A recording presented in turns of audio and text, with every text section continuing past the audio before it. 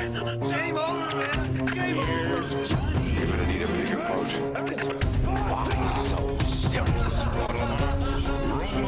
I am Iron Man. This is a tasty burger.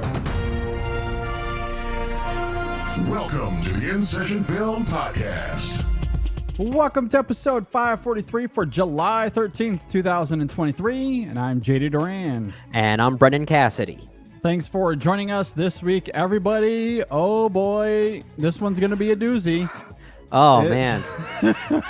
Well, thank goodness be... there's no podcasting union that we're part of. I'll just say that. Yeah. This is going to be an interesting show, and it's not too dissimilar from last week in the sense that when we got into Mission Impossible, we opened that episode by talking about how it was a little bit of a pivot. Yeah. Things went a little unexpectedly. We had to adapt. We're sort of doing that this week as well. Yeah. In the sense that we are recording this early because I'm going on vacation. So when this episode goes out and live, I will be in the mountains of Tennessee. Hello, everybody. Wow. I'm in Tennessee right now. I did not even know you were going to be in Tennessee. That's pretty cool. Yeah, so it's going to be very exciting. So we're recording this a little early. Right.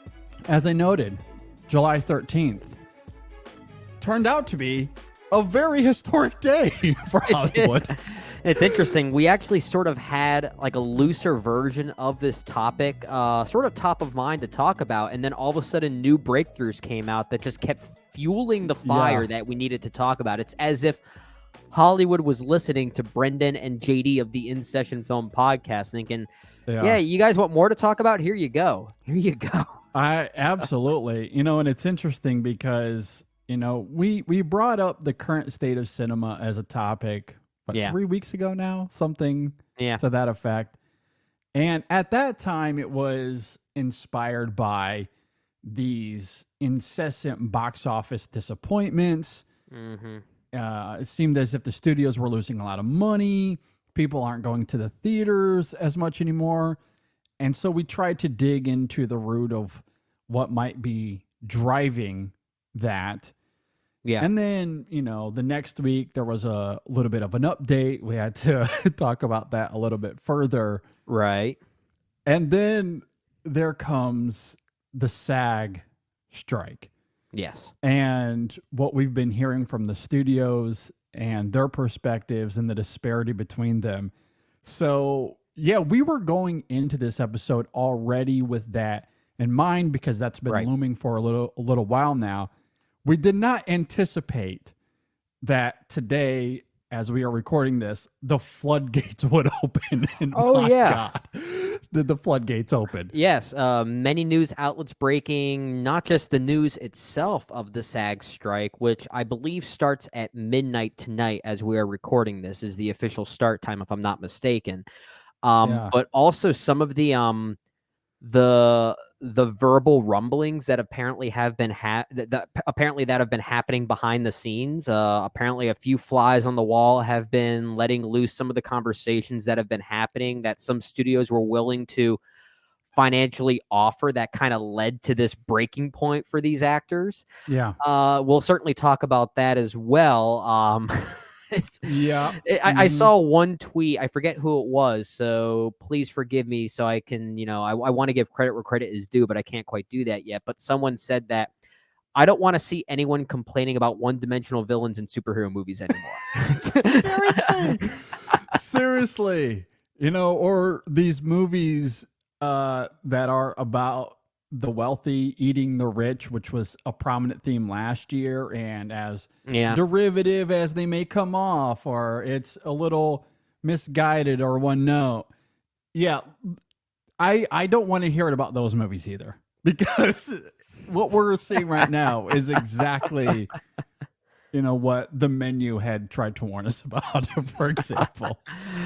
Man. So yeah, it's wild how the Hollywood studio system is embracing brazenly, publicly, the mustache twirly ethos. It sometimes makes me think, is it being embellished? I don't know if it is. I'm not saying it is or isn't. I kind of think that it isn't, to be perfectly honest. I think there is a lot of truth in what we're hearing, but I mean, it almost sounds fake. Like it's that extreme is basically what I'm trying to say. Like it does sound genuinely mustache twirly as you're putting it there. I mean, it really does. Like if this was a movie playing out instead of, real life. Yeah. If this was a movie playing out, what we are seeing from the Hollywood studios absolutely comes off as that derivative trope of, of course, he's the greedy businessman that doesn't care about these poor actors and writers and artists who are starving, and he's out to just make his money. And there is just going to be some. I mean, if the strike doesn't affect it, but at some point down the line, maybe a few years or so, if things do get resolved by then, there's going to be some movie made in the vein of like an Adam McKay kind of thing that is simply just called Iger. And just like basically uses that as its inspirational point to tell this very story. And I do love that many outlets today were pointing out that Iger specifically makes $27 million a year. Yeah. And yet he's not willing to pay residuals above $300. Like, God forbid. They just laid off 7,000 people at Disney for God knows whatever reason, and he makes $27 million. Like, what reality is he living in? I mean, we're in a reality where we're going to be replacing background actors with AI now, so that's a big part of it. That's a huge part of it. Like that was striking to me. Now, as we get into it, and I do want to talk about that, but I actually want to start the conversation here because there was an article that came out with Papa Spielberg. Our beloved Goat Spielberg, right? Yeah, what was that, 10 years ago or something? Well, now you got to let me get to this, man. You're letting the cat out of the bag. Well, I mean, come on. Everyone knows about this. We got to build this up. Come on. We're doing Everyone's angry. Here. We're not building anything here. There's the suspense has already been left. This is sad. It is. I was trying to employ a little showmanship, and Brendan's like, we're not having that. There's no showmanship to be had here. Let's not give any credit to this. Fair enough. But yes, Steven Spielberg predicts implosion of the film industry. That was a headline for June 12th, 2013. Yeah. 10 years in a month, almost to the day. Yeah.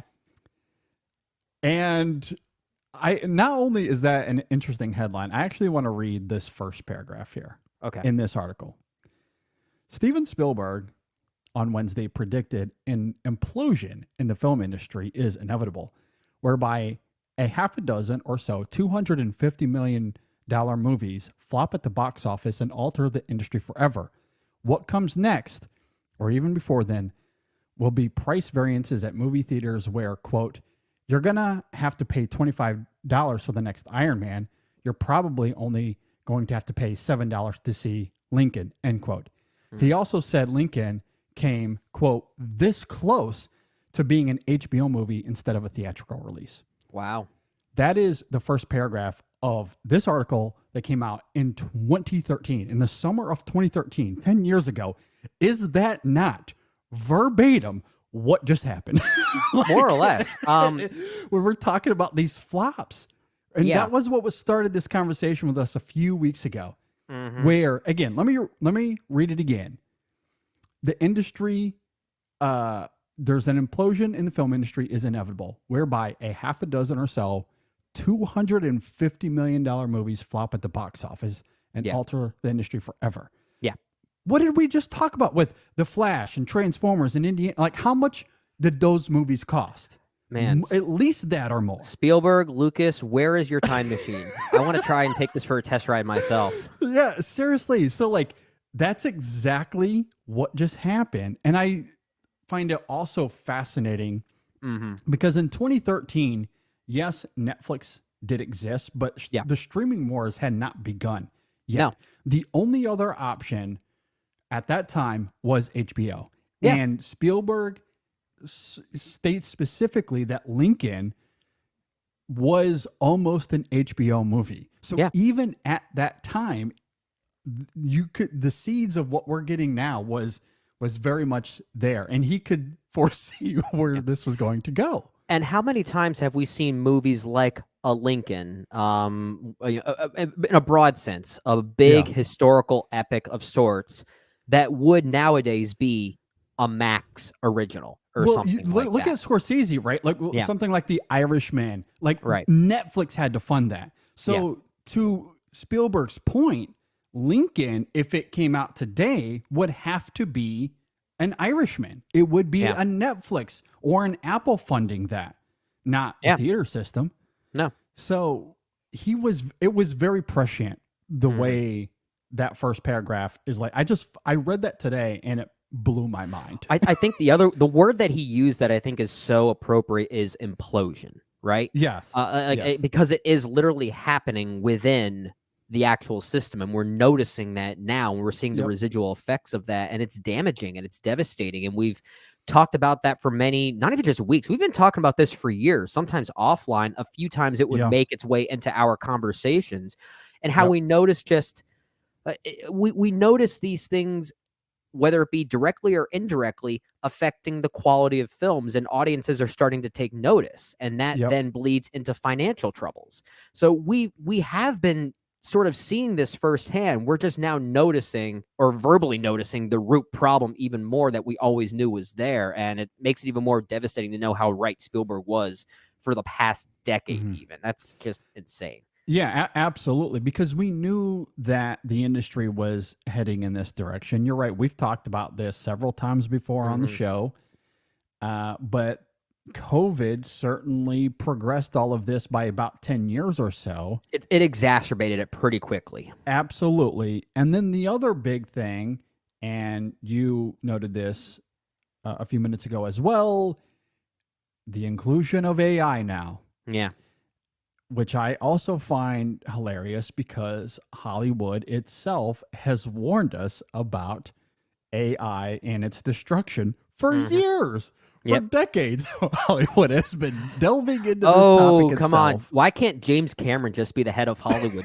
Because he knew about this all along. He did. And here we are. And he would also be someone that would use AI right if it came to it. You know, he would find a way to integrate it within the Hollywood, or the classic Hollywood structure that we still love, right? He would find a way, but yeah, he's someone that's been warning us about this for so long, and now we're seeing it firsthand, which has become even a bigger problem. It's no coincidence that the two unions that are striking right now are the ones that are arguably most affected by the use of AI and the Hollywood system. Oh, for sure. That is no coincidence. Yeah. Absolutely. And in the world of marketing, which is where I spend a lot of my daytime, AI is a prominent tool. You see it everywhere. Yeah. And it is a useful tool in the right hands when utilized properly. However, when it comes to something like journalism, we've seen a lot of outlets just straight up destroy their writer staff and are almost entirely reliant on AI, which is devastating.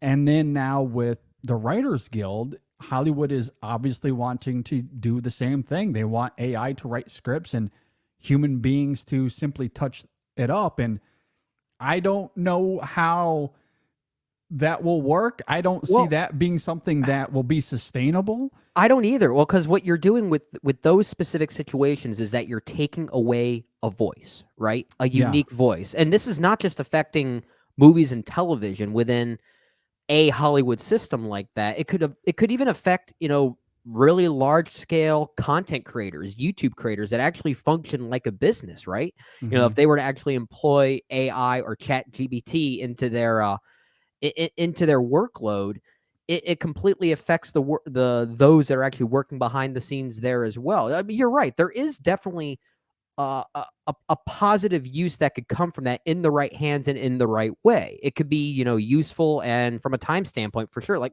I think I mentioned this once before. When my band had a gig, it was a very last minute gig. We used Chat GPT to make our set list.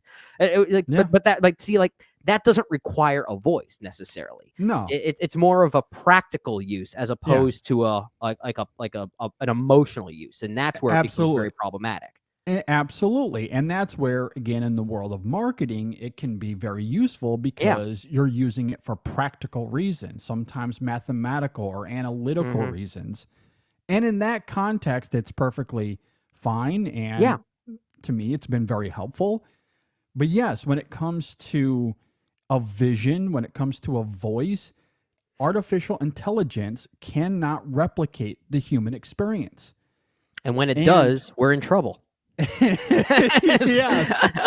When it does, that's where Papa Spielberg comes back into the fold here a little bit.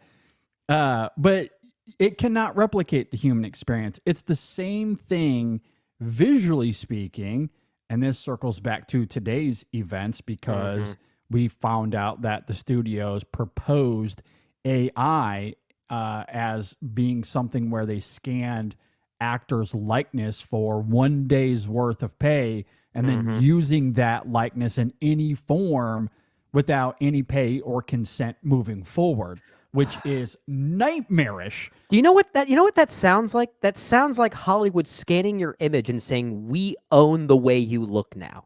It's like that is exactly what it is. And that's not how it works. Yeah. You can certainly ask colleges about this because college sports is in an uproar over the last few years because athletes have taken power into their own hands to fight this exact same thing. Maybe not exactly the same thing because it's not AI rooted, but the idea of likeness is their own.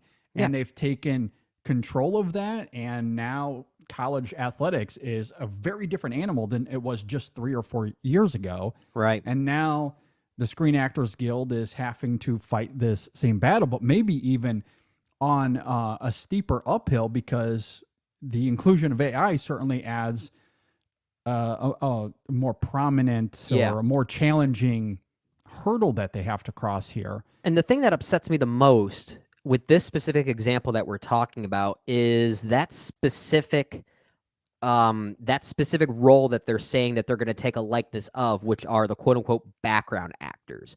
You have actors out there that are part of SAG, part of this union, who might be looking to escalate up the ladder, right?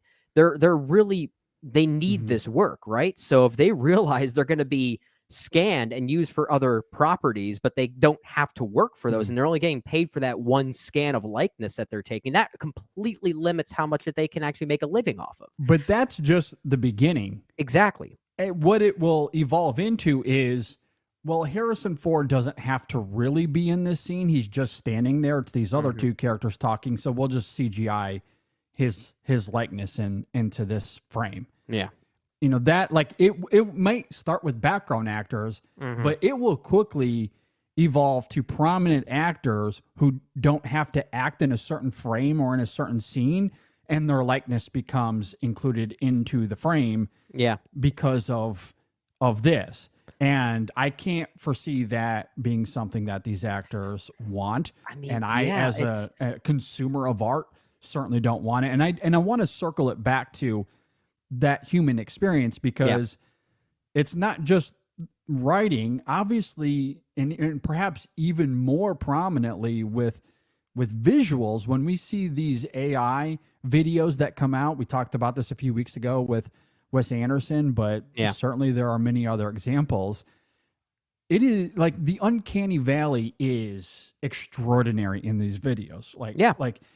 These AI tools, these systems cannot replicate human beings in a real sense. Yeah. And it is so easy to tell. That's why the Wes Anderson AI videos are horrible. Or recently we saw someone go viral for doing the same thing with Indiana Jones. Like it just looks horrible. It looks terrible because it is that uncanny valley. Yep. And I think the same thing can be applied to writing as well. You can tell when it is not a human being writing about the human experience. Ghosted. Yeah, exactly. And so you need human writers to write that and for us to feel emotion. I just think it'll be very easy to tell. And to your point, Brendan, the results won't be great. They won't be great. No, because you're right. You could tell by the banter, the dialogue, the verbiage. There is a voice on the page. I mean, you read a script by Paul Thomas Anderson and then you read a script by Wes Anderson. They're not going to even look the same on the page, right? No, it's a very completely different tonality. And that is something that AI cannot replicate. And thank God it can't replicate that, because if there's anything that's going to destroy this trajectory, it's the realization that that is still the case. And hopefully that is the realization we come to. But from an actor's standpoint, we sadly have been kind of seeing this already for some time, just in a different way. And that's, like the resurrection of dead actors in new movies. Yes, like, let's say Peter Cushing, for instance, in Rogue One.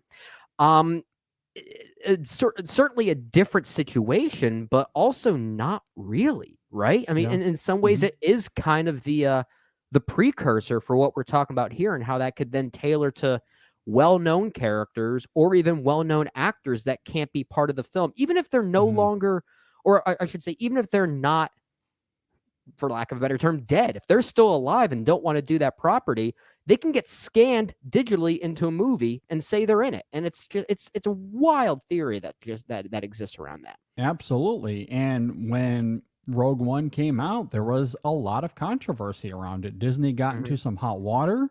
Yeah. And I don't think it's something Lucasfilm did not want to replicate later on. And studios, I don't think, want to touch it in that regard. But maybe if they can get away with this AI thing, maybe that will be less controversial for them. Maybe they'll do it anyway. I don't really know. By that point, it's going to be part of the writing. It's going to be part of their contract, essentially. And that's a scary thought. Well, and here's the other thing, too, that I'm really curious about is audience and how they respond, right? Because part of why, that film was controversial is that there were a lot of people that were like, this is a bad idea. You probably shouldn't do this. Yeah. And so when these things come up later on, or when there's discussion of, who's going to replace General Leia in, in Rise of Skywalker. Yeah. There was a lot of, or Last Jedi. I'm confused. It was Rise of Skywalker. Yeah, she was still alive after Last Jedi had been filmed. I think she passed away just as that movie was being released. Gotcha. Yeah. Either way, my point being is, like, when these opportunities arise, and when that one certainly arose, Lucasfilm was like, well, we're not doing the computer generated thing. Yeah. And then it became a talking point of, is she going to be recast or not? And, and I bring that up to say, if this AI thing becomes something that the studios are allowed to use, and hopefully we don't get to that point, but if they do win this battle, what if audiences reject it? What if they don't like it? What if they don't want that? What if they want human beings in these roles? That's a great question. And I mean, this is why marketing in a general sense is so important. Marketing strategy, right? Because we need to know what the voice of customer is. I mean, we would reject it, right? As critics, as lovers of film, as advocates for the preservation of film, of course, we're all going to reject it. But the question is, are we just a loud minority in all of this? Maybe. I don't know. And I'm not saying we are or we aren't. I honestly don't know. I think a proper poll would need to be put in place to see what that is. Because what if we're getting to a point where general audiences are so that they become so desensitized by the way that modern Hollywood has been operating that they don't feel very fazed by this thing? And that's the scary part for me, at least, because if they're unfazed by it, then Hollywood feels no responsibility not to do it, and it's a wild thing. And I don't know if they do feel any responsibility anyway, because as they've demonstrated these last few weeks, and especially today, they have no soul. These guys, I mean, unbelievable. What was the quote? The end game is to allow them to drag on until union members start losing their apartments and losing their homes. Again, like what? They said that out loud.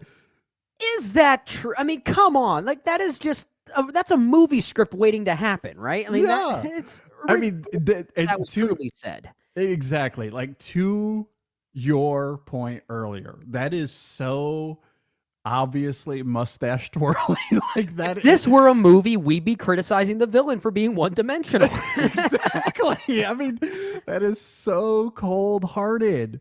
And what one insider called it a cruel but necessary evil. How is any of this necessary?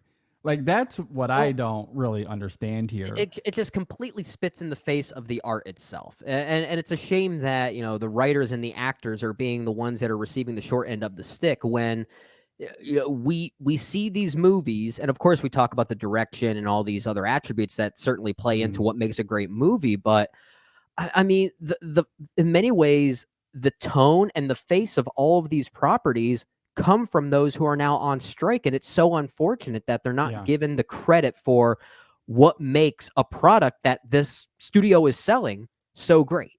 And that's it. That's the thing that really rubs me the wrong way is basically someone reaping the benefits of someone else's work is really what it sounds like to me. Yeah. And I would really like to have a discussion or hear at least the studio's perspective in detailed fashion why streaming has become such a handcuffed thing for them. And I say that because I was on social media a lot this afternoon following all of this unfold.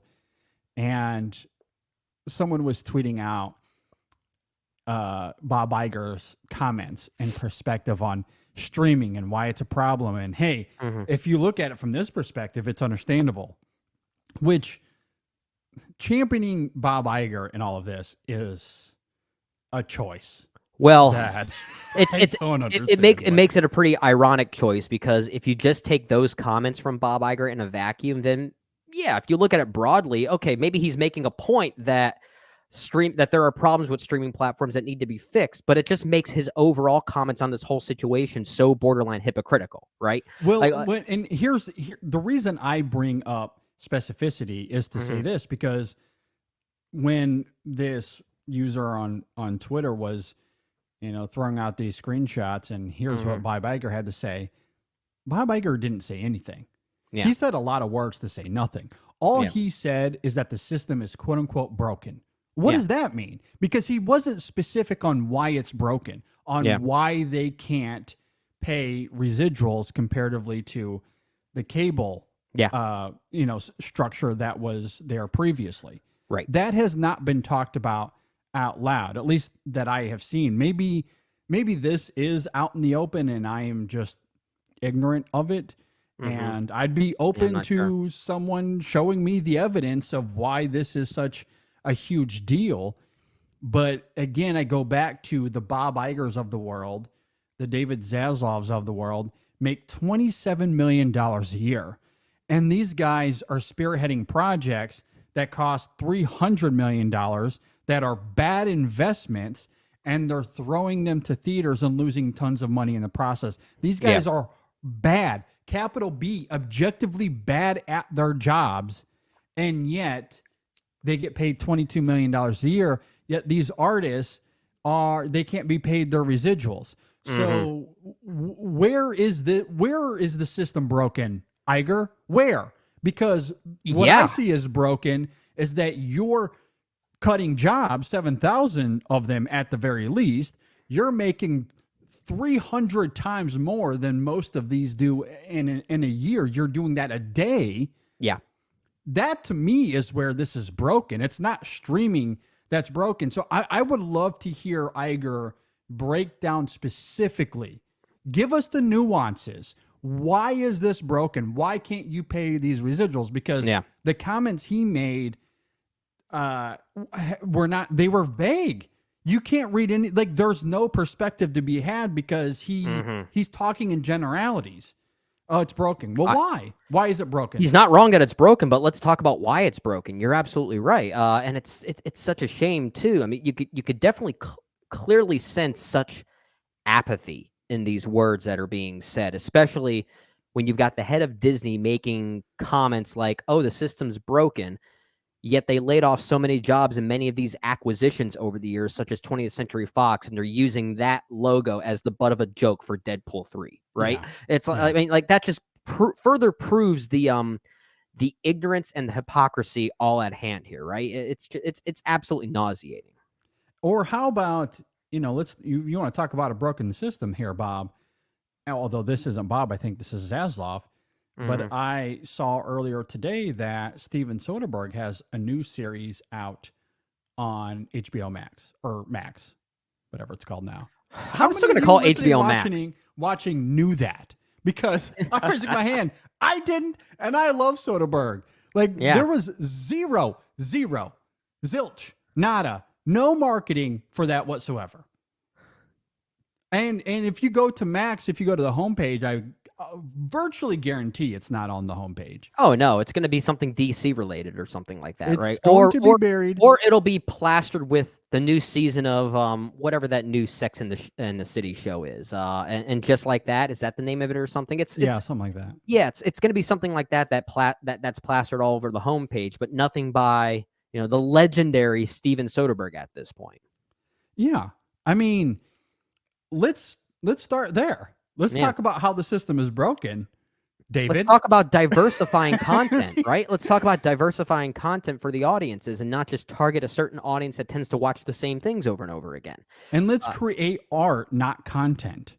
Let's also start there because I think that is another big problem. I mean, streaming has its issues. We brought this up a few weeks ago when we were talking about the box office and Pixar and some of the choices they've made, which, by the way, we do owe Elemental an apology.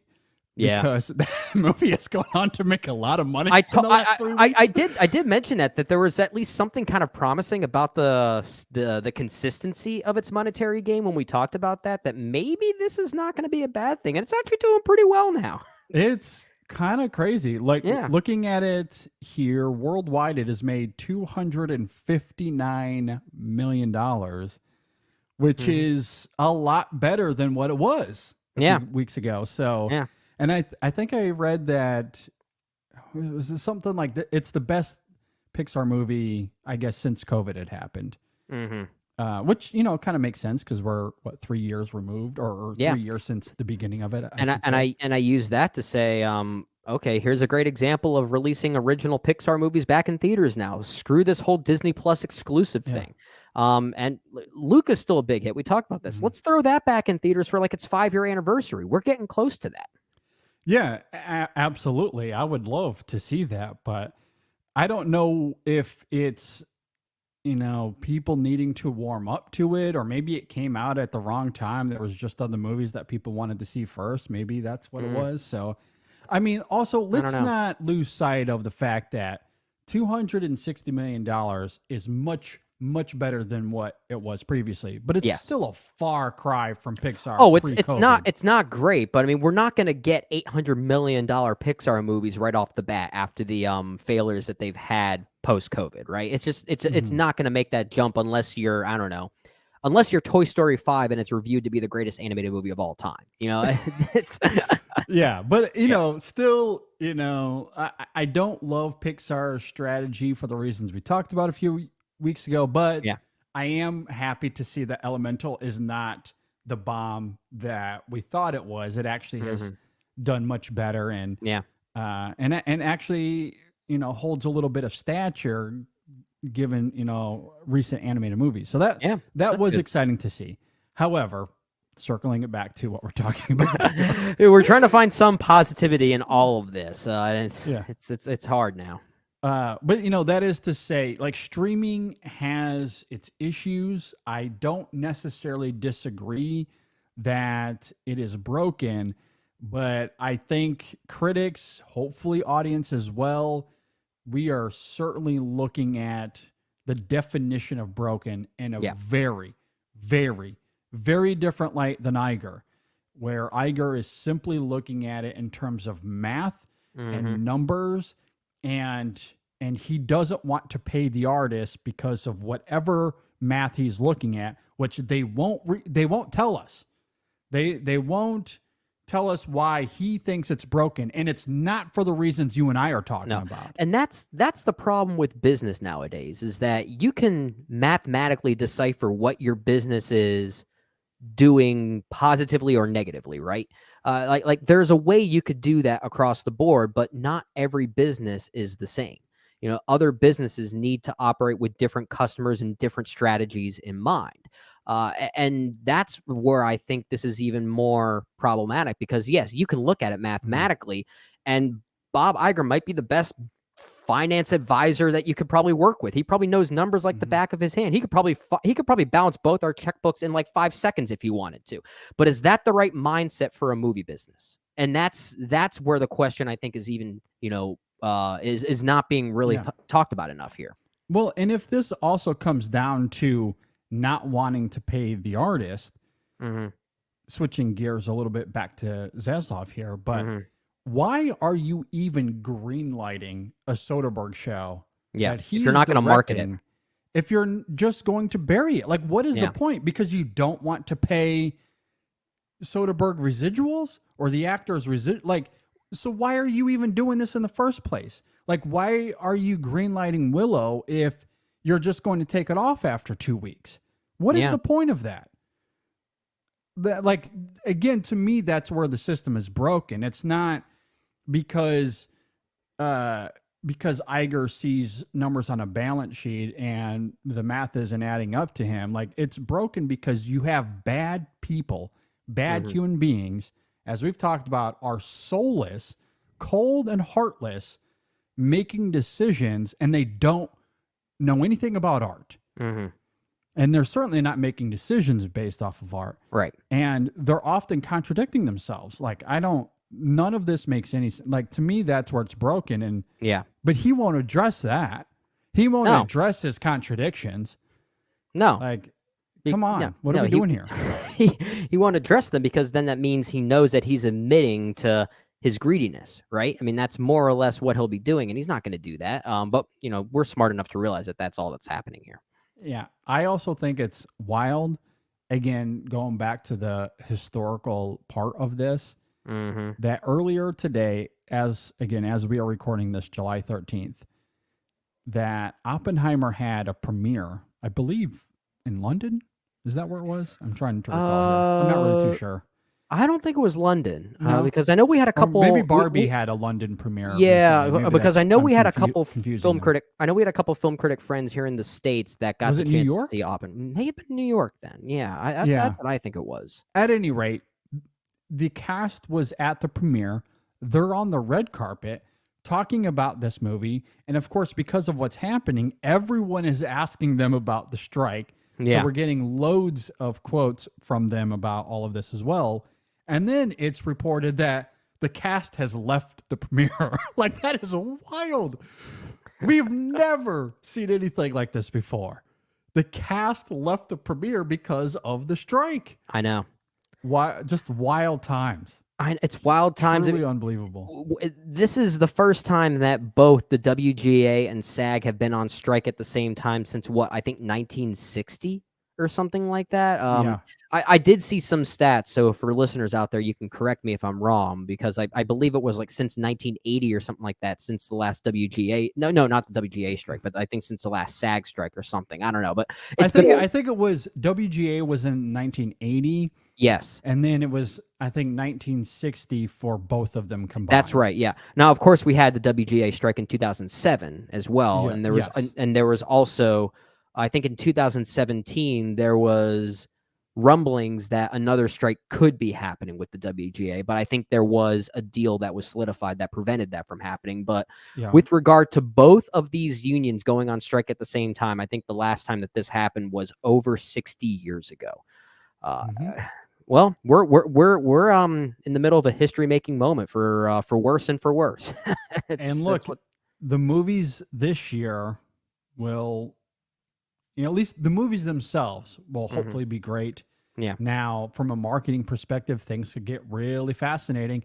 They were talking about how these film festivals, like movies could be pulled because the actors won't be able to go there and promote them and talk about them. I know. So what's the festival circuit going to look like? What is Oscar season going to look like if no one is allowed to promote their work? Does that mean they can't even show up to accept their award if they win Best Actor or Best Actress? I don't know how that part works. Like if that's tied to the union contract. Well, yeah, we'll have to ask Ryan McQuaid or one of our Oscar friends about that. But yeah, my guess is, like, I don't know. I don't think that I would think they wouldn't be able to, but at the same time, it's the Oscars, so I don't know. Maybe there's a loophole there. I mean, we might not even have the ceremony if the WGA it might not even happen at all. Yeah. Maybe the awards would just be handed out on paper.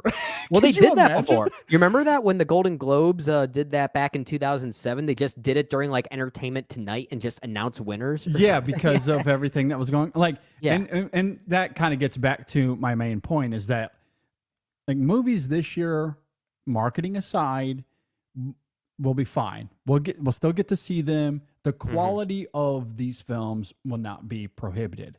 However, next year, the year after that, we're going to start to see the ramifications of all of this, and I am nervous. I'm nervous. I mean, worst case scenario, could this be another COVID-like situation? Maybe. I mean, because you think about some of the movies that came out in that 2007, 8, 9 era, and you absolutely could see the ramifications of the writer's strike there. Wow. Yeah, if we get a summer movie season where the best movie is on the same quality playing field as something like Transformers: Revenge of the Fallen. Yeah, exactly. Or Quantum of Solace, which I know it has its defenders. I'm not one of them, because you could tell it was written. You could tell it was written on the fly, though. I mean, the script is a problem there. Yeah, absolutely. At least Revenge of the Fallen didn't pretend to have a script; they just kind of did whatever. And that's the reason why if something like that were to happen next summer and a movie like that ends up being the best, it'll be because it just takes that in a very self-aware way and embraces its incompleteness, which is, but we don't want to see that. That's the thing. We don't want to see a plethora of movies that feel incomplete. That just makes our job more frustrating. Well, and that's where the SAG strike becomes interesting because if there's just a writer strike, you can still make movies. You can't do that without actors, though. Unless you're going to...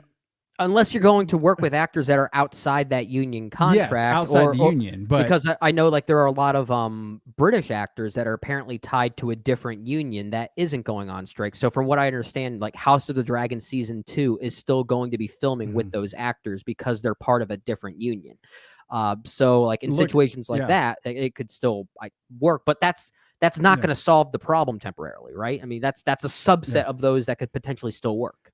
Or you're about to see the same actors in everything, like in all of the movies, same cast. I mean, we complain about some actors being in everything these days. Now it's going to be very literal. I know, exactly. I mean, that's the only workaround here, and that's where this may end up being very different than, let's say, the 2007 strike, where it will be, yeah. You know, like Revenge of the Fallen still came out because they could still film that, or Quantum of Solace, like. The script wasn't there, but actors could still show up. They could shoot them. They could make a movie. Right. And, of course, those movies, regardless of quality, still made money. You can't do that without actors. And that's where, with the SAG strike, depending on how long this goes, we might not have movies in, like, next year or especially the year after that. Like, 2025 could be fascinating because if this goes on, let's say, for 6 to 8 months, and there's no movies at all being made from those in SAG, which is a lot of actors. That's potentially a full filming schedule right there, right? And that's why I mentioned that specifically, because there's probably already a lot. There's probably a lot of movies that are already shot. They just have to be edited and they're in post-production. And so next year, you might not feel it as much, but 2025...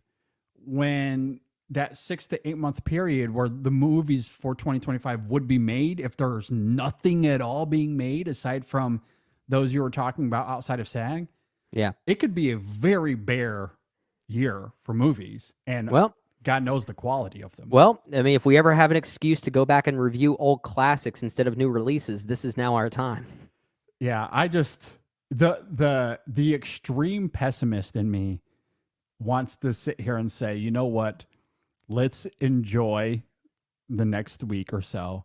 Let's enjoy Barbenheimer because this might be it.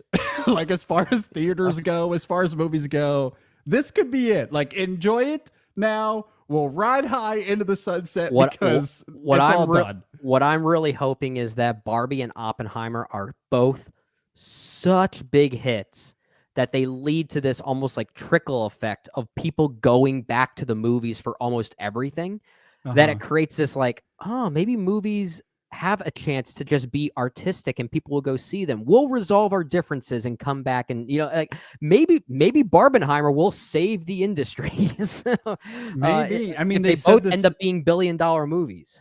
Well, and I think the interesting, perhaps tragic irony is that they said that about Top Gun Maverick last year, right? Spielberg was very vocal about this.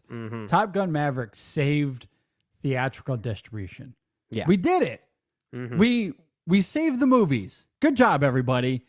Cut to a year later, and it's all over anyway. Like, because the studios did not learn their lessons and have become extremely greedy, and they don't want to pay their artists, and they don't they have to work out this residual system. I know, like, AI is a big part of it. It's residuals. Those are the two key factors. There's probably some more, but it comes down to those two things. I mean, you've been doing this for decades with the cable system. Why does this have to be any different? True. It's very true. That it doesn't have to be. It doesn't. And I want to know the answer. I want to hear truthfully from the Zaslavs and the Igers of the world why they can't at least do that. Now, if the actors want more than what was there previously, and maybe there's an argument to be made, right? Because with streaming, we can watch these things whenever we want. When it was the cable system, we had to watch them whenever they were on. Yeah, we had to watch them when they wanted, as opposed to when we wanted. When we want to. Yeah. But if I want to go watch Transformers The Last Night 15 times in a row, which I would never do. Yeah. But here's the thing. You have the power to do that. I have the right to do that. So, or whatever. Like, if I want to watch Greta Gerwig's Lady Bird 64 times in a row, and that's something I might actually do. Yeah. Now you're getting to the JD special of it all. Yeah, I mean, that's something that, so how does that work? If I'm watching these movies whenever I want, however many times I want, maybe these artists have a right to want more than what the cable system was. So why can't the studios do that? And maybe that comes down to a larger conversation around streaming. And I mean, I know it's harder to unstable it is. I know it's harder to track than, let's say, like a royalty system that you sometimes see with music these days, depending on its use and its the amount of streams that it gets on, let's say, Spotify or something like that. Those are metrics that are a lot easier to track, but you also have to think that at least streaming platforms should be able to do some similar sense of tracking for certain types of content, for certain genres, for certain films even, that you would think that the actors want some type of repeated residuals from that, right? Like, I get it. I absolutely get it. Well, it's a very different mentality. And that's what this comes down to. Yeah. And right now the disparity, I forget the actor, but I did read this in an article that there was an actor that had a bit part in one of the Jurassic World movies. And when it was played on TV, his residual was $1,400. In that same time period, he only got like $300 for streaming, for it being played on streaming. That's the disparity we're talking about. Wow. It's massive. Yeah. And so what is from a studio perspective, what is the difference? Is it advertising dollars? Because, okay, well, if the subscription payments themselves, whatever that adds up to, if that's not enough, then is it ads? Well, that's what I was going to say. You can incorporate advertising in a similar, like Hulu, I think, does this. Like some of these streamers already do it. I mean, cable has all of these sponsored ads in between commercial breaks, which probably help in that regard. For sure, that's a big part of it. Yeah. Yeah. But you think of it from a general sense too. If we're disregarding that specific variable, if you're making way less for a bit part on streaming as opposed to cable, I mean, think of it this way. Which of those two options was your bit part watched by the choice of the consumer? And it's the streaming one, right? Well, exactly. And that's why I'm trying to say that the artists these days have more of an argument to want more money than the streaming, old system. As opposed to cable, where in a lot of cases, someone could just be flipping through channels and they accidentally come across your bit part in that moment. And so it's like, I mean, if I were an actor, I would think, I don't care about the residuals for that situation. I'd rather be paid and earned when someone actually wants to watch the product that I took part in. Yeah. So for that same example, not only do I want my $1,400 for Jurassic World playing on Netflix, I think I want more money. I want $2,600 because people are watching this as many times as they want, whenever they want. So like from an actor's perspective or a writer, whatever is your specific field, like I could understand why they want more, but at the very least, I'm asking, why can't we just do the same? Why can't the status quo just continue? Yeah. And again, is it just because the subscription dollars aren't enough? And if the answer to that is no, then what is a remedy? Is it advertising dollars a la the cable system? Well, then let's say I'm okay as a consumer to sit through that. We've already become adjusted to that through, decades of watching television. So, I wouldn't be surprised if there are a lot of other people out there, general audiences, that would be frustrated by that. So I don't know, but that's fair. I'm certainly coming at it from a cinephile wanting Hollywood to continue perspective. So that might be selfish of me, but we know the back end of the business to know what it's actually feeding into to feel, at least a sense of peace with that, right? Yeah. But most people might not. Well, and I'll say this, like when I watch a movie on Hulu, for example, now they don't show ads during the movie, and maybe that's another conversation here because, and maybe that's where you can have different tiers of subscription where I pay X amount of dollars and there's no ads during the movie, and on a lower tier there's ads throughout, like you're watching it on cable. Well, doesn't that happen on Hulu right now? Depending maybe it does. It does, because I know Maris and I have a lower tier for Hulu, and when I watch a movie, every so often there will be 1 minute of ads in a movie. So they've already incorporated that a little bit. Okay, so I don't have that version. I can watch movies all the way through. However, there are still like 3 minutes of ads before the movie. Honestly, I don't mind it because I can hit play and I can go to the kitchen and I can get my snack and my drink and I can kind of get ready as the ads are playing. So by the time I come back, the movie is beginning and I'm ready to go. Yeah. And so it's not an inconvenience to my life necessarily.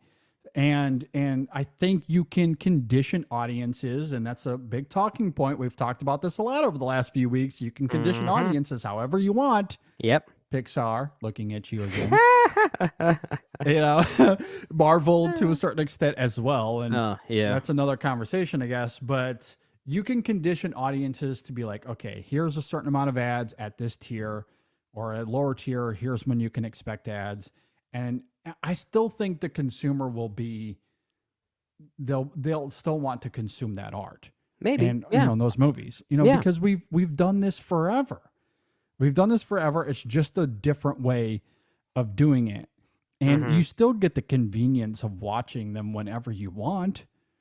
Yeah. You don't have to wait for it to come out on cable. You don't even have to walk up to your Blu-ray shelf and get the Blu-ray off and put it into the player. Like, you don't even have to drive all the way to Blockbuster to find it on you shelf. don't have to, and then, exactly. And then realize when you get there, oh, someone already checked it out. Dang it.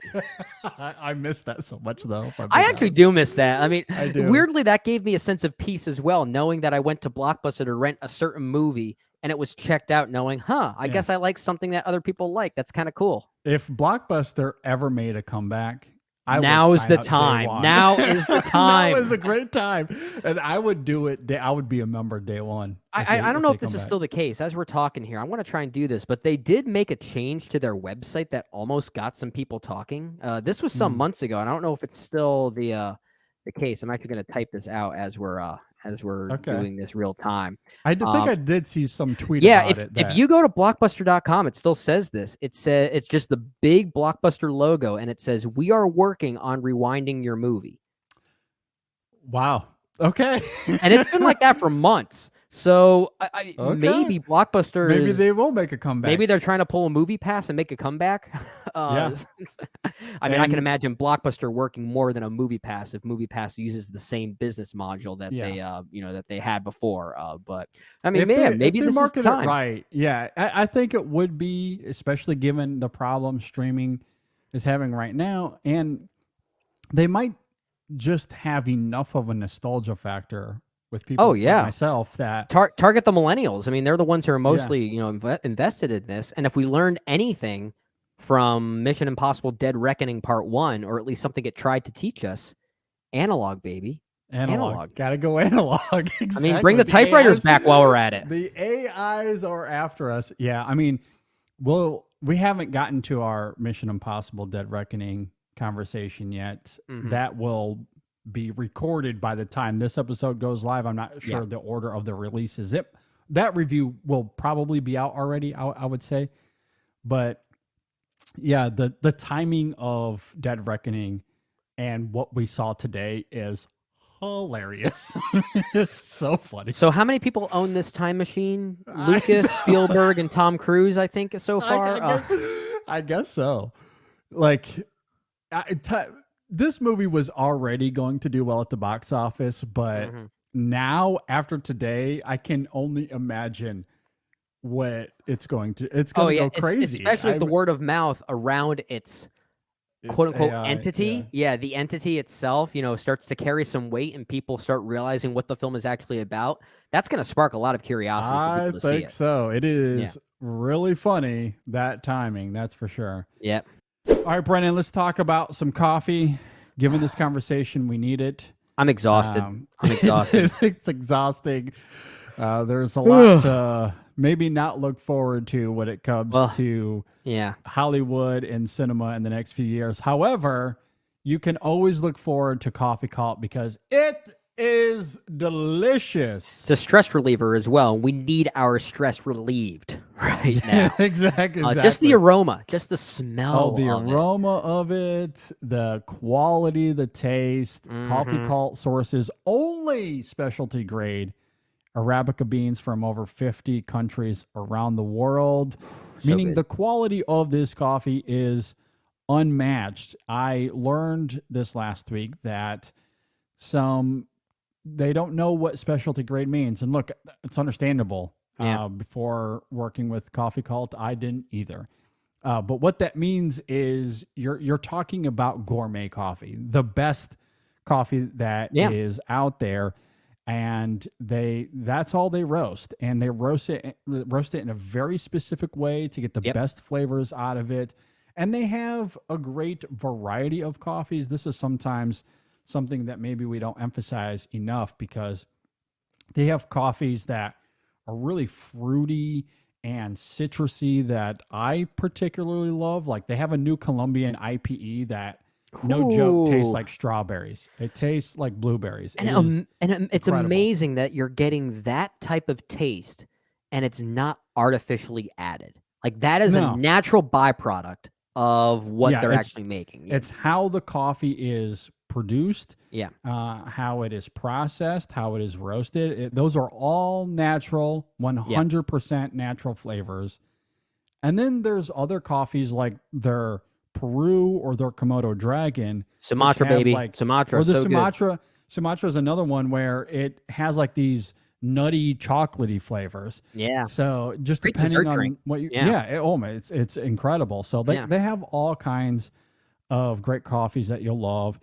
They source coffee from farms that pay their workers fairly and equally. So ethically sourcing the beans is very important to them as well. You hear that, Hollywood? Coffee Cult does it right.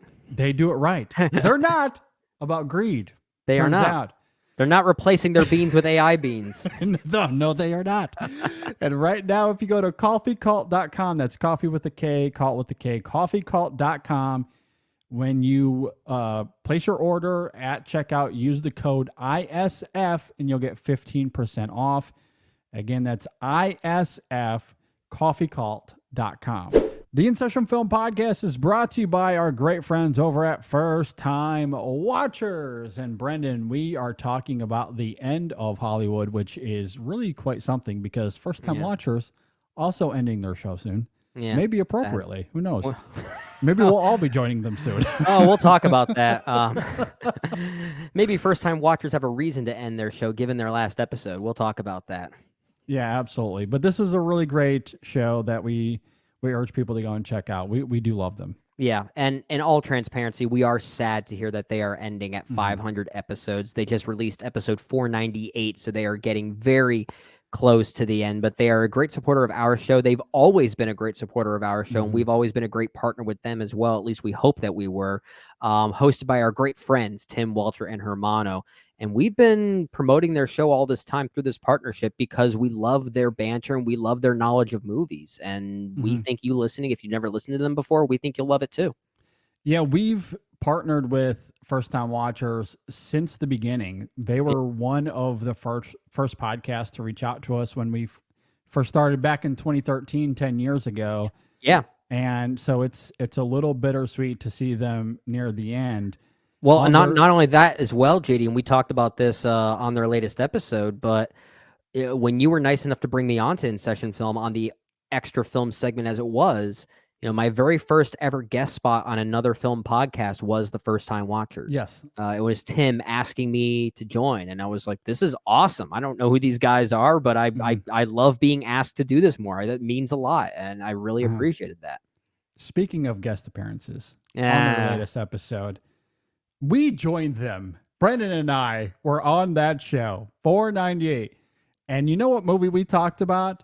Not Hirokazu Greta, not Greta Gerwig, not Christopher Nolan. No, we talked about Cars 3. Yes, you heard me right. Pixar's Cars 3. Why?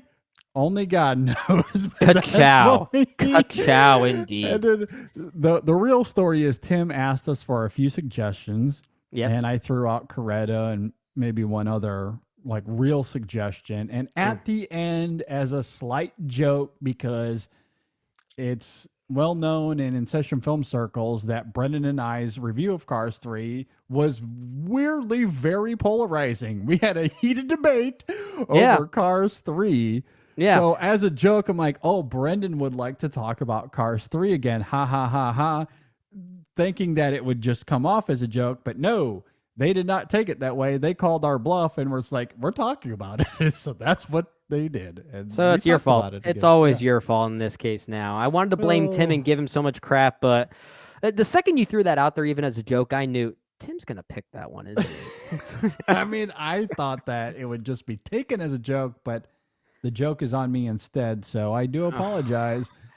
At any rate, we had a fun conversation, if one can call it that, about Cars. I mean, we had a conversation. I think it ended up being a fun product to listen to. I did go back and listen to how the final product ended up being, and it's a good conversation regardless of the film that we were forced to talk about and sit back and watch again, which for transparency, I don't like Cars 3 at all, but I think the conversation was really great. It certainly veers away from what we usually see from First Time Watchers as they close things out on episode 500 coming up soon, because usually they'll pick out a movie that they've never seen and give a real fresh perspective on it. That's the term First Time Watchers for you. But I really love their banter in that way. Just, they're picking out different types of content with varying guests to close things out in a very celebratory way. And I'm glad that we got a chance to at least be a part of that, even if it was, Pixar's Cars 3 that brought us, together. But still, great conversation, great show, really unique show. Yeah, absolutely. So you want to go check these guys out. It's a really smart show, fun show, and they pick weird films to talk about sometimes. They Brandon, do. where can you find these guys on the internet? Well, you can check them out at firsttimewatchers.podbean.com, and that's first spelled out FIRST, timewatchers.podbean.com. Also hit them up on Twitter at First Time Watchers, on Instagram also at First Time Watchers, and on Facebook by simply searching for First Time Watchers. And go subscribe to them on Apple Podcasts and Spotify. Leave them a review. Let them know how much you love and adore their show. At the end of your review, we ask that you leave a little hashtag so they know we sent you to them. And this week, let's go with the hashtag, it was Tim's fault. Not mine. It was Tim's fault. I'm not buying it. I saw the message thread. I saw the chats. I saw the evidence. Yeah, it was a joke. And they did not take it that way. At any rate, go check them out. We promise you'll love them. That is First Time Watchers. All right, let's go ahead and transition to what this show was supposed to really be about. Okay, we're gonna have to make this one quick now. Yeah, because we came into this episode wanting to do, we wanted a Barbenheimer episode. That's what we wanted to do here. And, we were trying to figure out various ways to honor the Barbenheimer movement. And, we threw out some ideas. I thought what was maybe the most appropriate, given some of the shows we've done over the last few months, is to do a Greta Gerwig and Christopher Nolan combined, right? Because we're combining Barbenheimer. That's what everyone's doing. Yeah. Whether it be the name or the posters, the merchandise, everything has them together. Yes. So let's talk about the filmographies of Nolan and Gerwig together. Specifically, let's come to a consensus ranking of those two filmmakers, because combined, there are some bangers here. It's a pretty good long filmography, and honestly, people were doing this for so long earlier this year and last year with what that for lack of a better term, that three-way ranking between three horror directors working today with Ari Aster, Robert Eggers, and Jordan Peele. People were combining their filmography and ranking all three of them. So I guess it's a common trend now. It's not out of the norm. If people are combining it already, Barbenheimer is a thing. Someone made a fan poster for it already. Oh, so there's been many posters, many graphics. It's pretty interesting that given how much bigger Nolan's filmography is, this might come off as a Nolan ranking with some Gerwig in some ways, but look, it's the Gerwig Nolan combination. I mean, she's only done 4 films to Nolan's 10, 11 with Oppenheimer. With Oppenheimer, it's 12. 12. Okay. Yes. So in the neighborhood there. Yeah. So we're going to do it. We're going to come to a consensus ranking here. We're going to try to. I'm very excited for this. I will throw out a caveat, though, at the very beginning, because Brendan has not seen Gerwig's co-directed effort with Joe Swanberg, Nights and Weekends. Right. Yeah. Sadly, I haven't had a chance to see that. I heard it's pretty good. Yeah. I hear it's okay. I like it. No, I like it. And I say that as not just a fan of Gerwig, but also Joe Swanberg. I actually really like Swanberg's. Does it have a little bit more of a mumblecore kind of vibe to it? Comparatively to a lot of their Gerwig's other works, absolutely. Okay. Yeah. So it's not quite what Swanberg would be known for in the 2010s, but it certainly has. I would say it's been a while since I've seen it, but certainly a way more laid back style than Lady Bird and Little Women, that have much more of a structure to it for sure. That would make sense. So let's do a consensus ranking here. Now, obviously, as of this recording, we haven't seen Barbie or Oppenheimer, so those will also be excluded here. Yeah, but Nights and Weekends will be last, and honestly, it would probably be last on my list anyway. Maybe. Really? I might like it more than Following. I like it more than Following. Can I ask another question that maybe gets a little ahead of ourselves, but even more than The Dark Knight Rises? Oh, you know what? I hadn't even thought about that. But yeah, I mean, probably like it more than Dark Knight. I'll be honest. Like I feel like I'm playing my cards a little bit early. I mean, I really like Christopher Nolan, but I do think he has at least a few stinkers.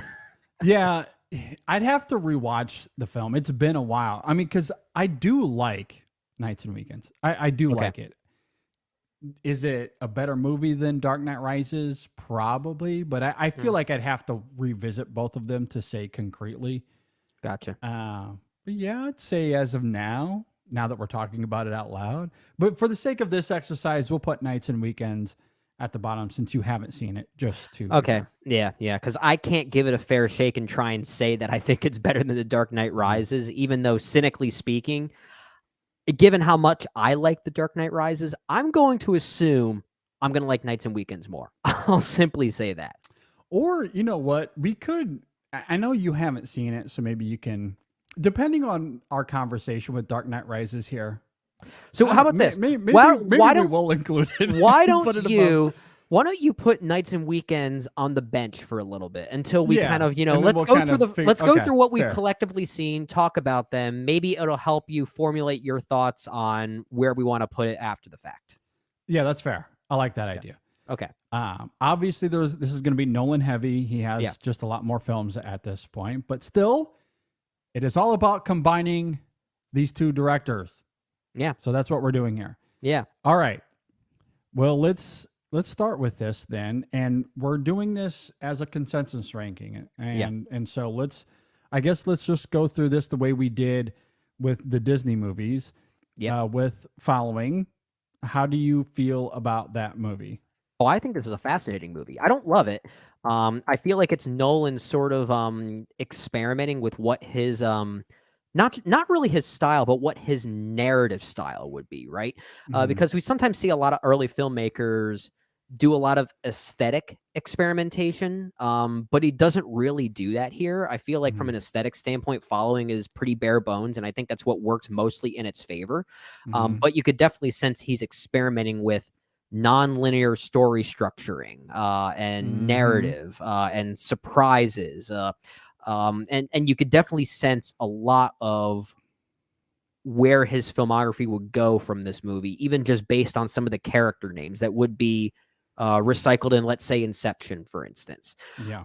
So the bones are there, and I think it's a very fascinating movie. I think why it also works overall is that it's short. It's just over an hour long. It might as well be a short film. Yeah. But I do think it's a fascinating movie. It's not my favorite because I think it's one of those cases where his narrative style would become way more refined and more mathematical as he would go on. So a few holes there for sure, but I think it's a fascinating movie. I agree. I think it is a promising debut. Its neo-noir drama, I think, is fascinating, especially given its budget, given its time restraints, as you noted there. And I know this is going to come as a shock, and you talked about it, Brendan. He experiments with structure and writing and narrative. Who would have thought? Who would have thought? Who would have thought? I mean, unbelievable. And I love that about Christopher Nolan. It certainly replicates itself many times over in his movies, and it's what makes him, one of our most compelling, each time. And I imagine he's going to do that in some way with Oppenheimer. So yeah. And with regard to Following, I do like the central performance from Jeremy Theobald, I believe his name is. Maybe not the most well-rounded character in a Nolan film, but he is fascinating to watch at the very least. I agree. I'll at least say that. I agree. At this point, it's number one on the list. Number one. All right. Memento. Oh my goodness, Memento. All right, new number one. New number one. Yeah. I don't know how hard I'll be able to fight for this one. I'll just come out and say it. This is my favorite Christopher Nolan film. Depending on the conversation we have about other ones, JD, I could probably be swayed to put a little bit lower, just given maybe the technical significance of some of his other films. But everything we talked about with Following, and the experimentation with structure and narrative, I feel like is really when he started to perfect that in Momentum. Or Memento. The momentum of that movie was just so good. I'm starting to confuse words here. I love the way that the narrative is basically following two separate paths that'll eventually conjoin in the middle, and that ending is really the beginning. I also think it's one of Nolan's best efforts at fusing like tragedy with comedy. I think it's also a very funny movie at times. We often talk about Nolan being not you and I. I'm talking about the royal we. We sometimes see comments about Nolan's coldness, which I don't often agree with. I don't agree with that at all. No, I think Memento is a clear example as to why I don't agree with it, and not just because I think it's a tragic love story about memory and remembrance, and just from a relatable standpoint, what you're trying to hold on to that you've lost. It doesn't matter if you have short-term memory loss or not. But it's a funny movie. I think Guy Pearce is kind of hilarious at times. The wittiness of his voiceover, I think, is really clever. So I think it's a very well-rounded Nolan film. And I love the bare bones of it, too, without getting so heavily, distracted by other things. Not that he usually does, but I think it's a wonderful film. This is my favorite one. But I mean, I could, depending on the conversation, we'll see how it goes. Yeah, I really love this film as well. I actually just rewatched it earlier this year. I was fortunate enough to guest on a podcast called Time to Rewind. And okay, nice. And so that podcast is fascinating because it essentially breaks down, it goes like scene by scene. And so I came on that episode to talk about 3 specific scenes, which lent itself to 3 different episodes. It's really great. So if people want to go and check that out. And I am with you. I think that film is absolutely fascinating. Its lead character, this unreliable narrator, the experimenting with structure and writing once again, it is utterly fascinating. It's sometimes thrilling. I agree with you. It's funny. It's unexpected. Yeah. It truly runs the gamut. And Guy Pearce, man, what a performance. Striking performance. I agree. And I agree with you about the emotion. I will push back heavily against that idea. In fact, I struggle to wrap my mind around it. I don't know how people don't see the emotion of his movies.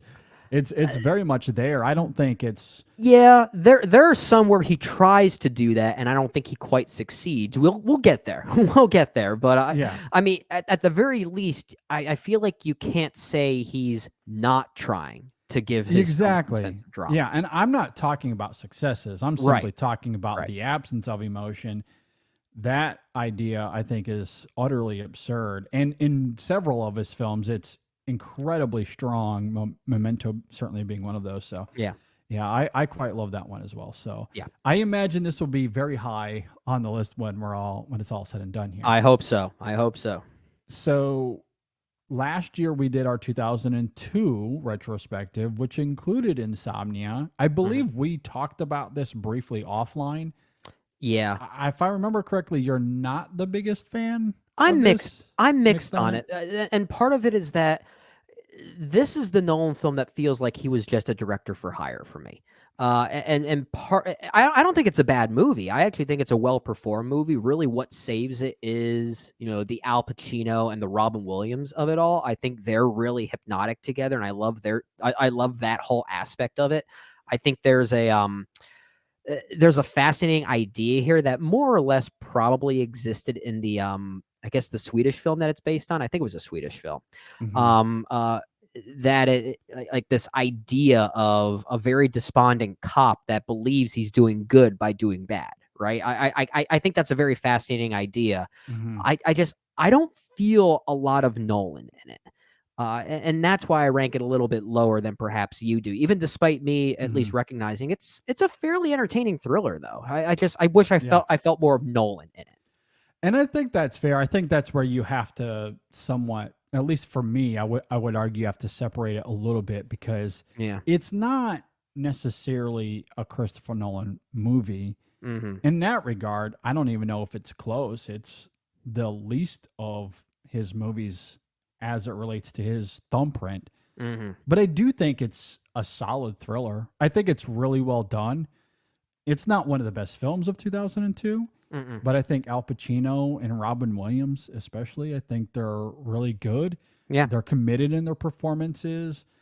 And I think it's, it's sharply told. It is Nolan as a director for hire, but it's also Christopher Nolan. And I don't think he necessarily pulls punches necessarily as much as he's simply working within the confines of what is given to him and perhaps what he was told. But I think he does it well. Yeah. Nolan I don't think he's capable of just phoning it in wholly. No, I agree. And so Insomnia, I still think is a good movie, and one that's very entertaining to watch, but it certainly lacks the Nolanisms. There's no doubt about that. I agree there. Which is why of the three we've talked about thus far, I would probably rank it third. Even if I might think of it as a more efficient thriller when compared to something like Following, it's Nolan's thumbprint that I at least find more fascinating in Following. Which is why I would still put it up. I mean, that's me. I don't know if you feel any differently. Well, and this is where it's going to get interesting comparatively to what we did before with Ryan and Jay, because it's now just the two of us. Yeah. I probably would put it above Following, but at the same time, I'm not passionate enough about it that I'm willing to debate it. If that makes sense. I feel you on that. So if I may, I will suggest let's put Insomnia below Following just because of the significance of Nolan's growth as a filmmaker is being represented in those early stages of Following. I think the experimentation is so Nolan in Following. I kind of feel like we need to at least put it slightly above. Okay. Sounds good to me. So on to Batman Begins in 2005. What do you think? I love this movie. This is my favorite in the Dark Knight trilogy. Boy. I can't say pitchforks. Well, I can't say it's the best movie of the three because, as we'll talk about with The Dark Knight, that movie is just so well crafted, and it's a wonderfully balanced ensemble piece. It's basically Michael Mann's Heat, right? I mean, the casting of William Finkner alone shows how Nolan is wearing his influence on his sleeve. He is not hiding that. The Dark Knight is a Michael Mann movie. It absolutely is. It's that a very opening good shot is straight. If you told me Michael Mann directed that opening, I'd be like, yeah, I believe it. And I think totally believe it. Maybe that's partially why I like Batman Begins slightly more, because I think I can feel the darkness of Nolan creeping into that one a little bit more. Like maybe some more of the gothic isms that we kind of sensed in something like Following, for instance, right? I really appreciate that. And I think just selfishly speaking, I've always loved Batman movies where Batman himself is front and center. The Dark Knight is an ensemble piece. It's about every character working together in some ways at the service of that script. And that's what makes that film work. I've just always really enjoyed Christian Bale's portrayal of Bruce Wayne and Batman. And I think Batman Begins taps into that psychology in a way that I've always appreciated from the Batman ethos. And so it's more of a selfish pick as to why I rank it so high in that trilogy, even if I think that maybe some of the other ones like The Dark Knight is a better crafted movie. But I mean, I'm getting a little ahead of myself by talking about The Dark Knight simultaneously. But I mean, I feel like this is going to go long. We might have to do that just to save some time here. But and I think that's perfectly reasonable. In fact, if you just want to, I think for the sake of time, we can just do the Batman trilogy here. Want to just do them all together? So all right, might as well. All right. I guess just to jump in real fast, I am Dark Knight, Batman Begins, Rises. That's the order for me here. But the disparity between The Dark Knight and Batman Begins is pretty slim. I also really love Batman Begins. I think really the only difference for me is that The Dark Knight, I truly do believe, is one of Nolan's best movies and one of the very best this genre has ever seen. It is incredible in its craftsmanship, the performances, that striking tone throughout that film. Batman Begins is really great. I do think at times, at least comparatively, I think it succumbs to its tropes a little bit. I don't necessarily disagree with that. And that's especially really in the its only third, disparity for me. yeah, That's it. at least in its third act. But then you have someone like Liam Neeson who just sells the hell out of that villainous role he's that I kind awesome. of just go with it, even if it is very He's great, tropey. yeah. But yeah, I don't necessarily disagree with that. It just, but I do think as far as it being a Batman centric movie, it does the right thing in doing that as a first installment in a trilogy. So that way we at least know the character. So when it turns into an ensemble piece like it does in The Dark Knight, it's not like we're trying to get reintroduced to Batman all over again, right? Yes. Like the work had been done.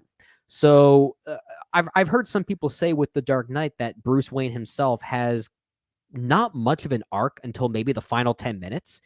And I kind of agree, but I don't think that's really a bad thing. I mean, it's more about that balancing act to lead into that final act there, which I think mostly works in that film's favor. It just depends on what you prefer to see out of those when Batman is front and center. I mean, if we're talking about it in the context of a trilogy too, I do like that the film takes its time in building up Bruce and what is driving that psychology. And I think the film does a great job with that. In fact, I wish more trilogies would take their time with setting up their characters in that way, because we do come to learn much more about them when we get to The Dark Knight, and then you get to the politics of The Dark Knight Rises and where he leans and all of that as well. I guess even the politics of The Dark Knight as well. Sure. So we learn much more about Bruce in the latter two films. I do like that about Batman Begins. It's really just the trappings of it that it succumbs to slightly. And again, that's a slight criticism. It's just why to me it's a hair below The Dark Knight. Is why I even bring that up. But and when I'm looking at my own personal ranking of Christopher Nolan, Batman Begins and The Dark Knight are still back to back. Which so I think I have it at like number 4 and 5 respectively, or something like that. Which means kind of like your lack of passion for defending Insomnia over following. I'm not going to sit here and say, oh, Batman Begins needs to be above The Dark Knight. I'm not going to do that. So when we do our collective ranking, I am more than okay putting The Dark Knight above it and just looking at it more objectively because of the importance it served to the superhero genre. Exactly. That's undeniable. With that regard, I just want it to be known I prefer the other outing, but I recognize that The Dark Knight made a much bigger cultural impact, and that can't be ignored. And then there's The Dark Knight Rises, which you and I are not fans of. I think it's bad. I think it's so bad. I think it is far and away Nolan's worst movie. Okay. Yeah. I'd have to rewatch it to maybe go that far. But you see, I don't know if I like it, worse than something like Insomnia. But I don't think this is a very good movie. And I talked about how Insomnia might not have the Nolan thumbprint. I still think it's a good movie. It's solid. It's well told. I can't say that about The Dark Knight Rises. No, it has Nolan's thumbprint, but it's not a good movie. It's kind of the opposite problem. Actually, talking about this out loud, I'm just speaking nonsense. So, I guess this is the worst film of his that we've talked about so far. I would like to rewatch it. It's been a long time since I've given this a go. I think it has good moments and good scenes. I think in totality, it's one of those classic examples where the film is way less than the sum of its parts. And because there are individual components that are very good. I think the opening 10 or 15 minutes, that whole plane heist is wonderful. It's immaculate. It's great. I agree. And some of the action beats are overall okay, but I think as a final product, it just I think it completely misses the mark. And one of my biggest problems, change in location. Like we're still in Gotham City, right? I mean, that's the same for all three of these movies. But The Dark Knight Rises was filmed in Pittsburgh as opposed to Chicago. And it feels like a different place. It really feels like a different place. And maybe that's because I live in Pennsylvania, so I know Pittsburgh fairly well, so I'm able to recognize some of that a little bit more closely. But like it weirdly makes it feel like it's such an aesthetic outlier from the trilogy in some ways, and I don't think it works in its favor in the trilogy's totality. I just don't think it works then. Yeah, I think that's very fair. I will say this, I guess to be a little fair, in a vacuum, I always love me some Tom Hardy, and I love Yeah. that this role has become somewhat of a meme. Like it's it's been impersonated to death. And On this podcast many times when we still had Jay and Ryan here. they were doing it all the time. Yeah, I kind of love that Tom Hardy has become synonymous with this role. Anne Hathaway's Catwoman, again, in a vacuum, I like. Did the film utilize her well is a different argument. But the character and Hathaway's portrayal of her, I did appreciate. And Michael Caine in all of these movies is just wonderful. As Just Alfred. Michael Caine. He's Michael Caine.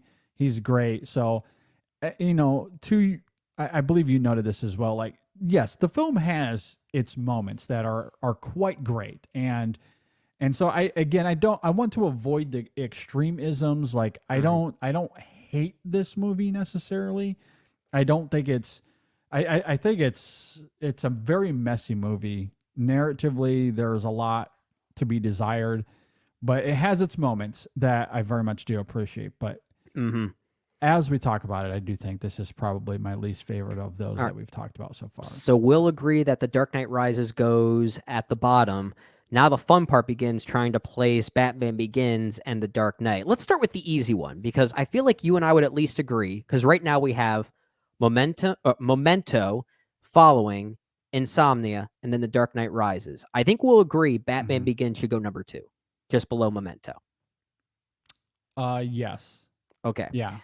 So then the question becomes, where the heck do we put The Dark Knight?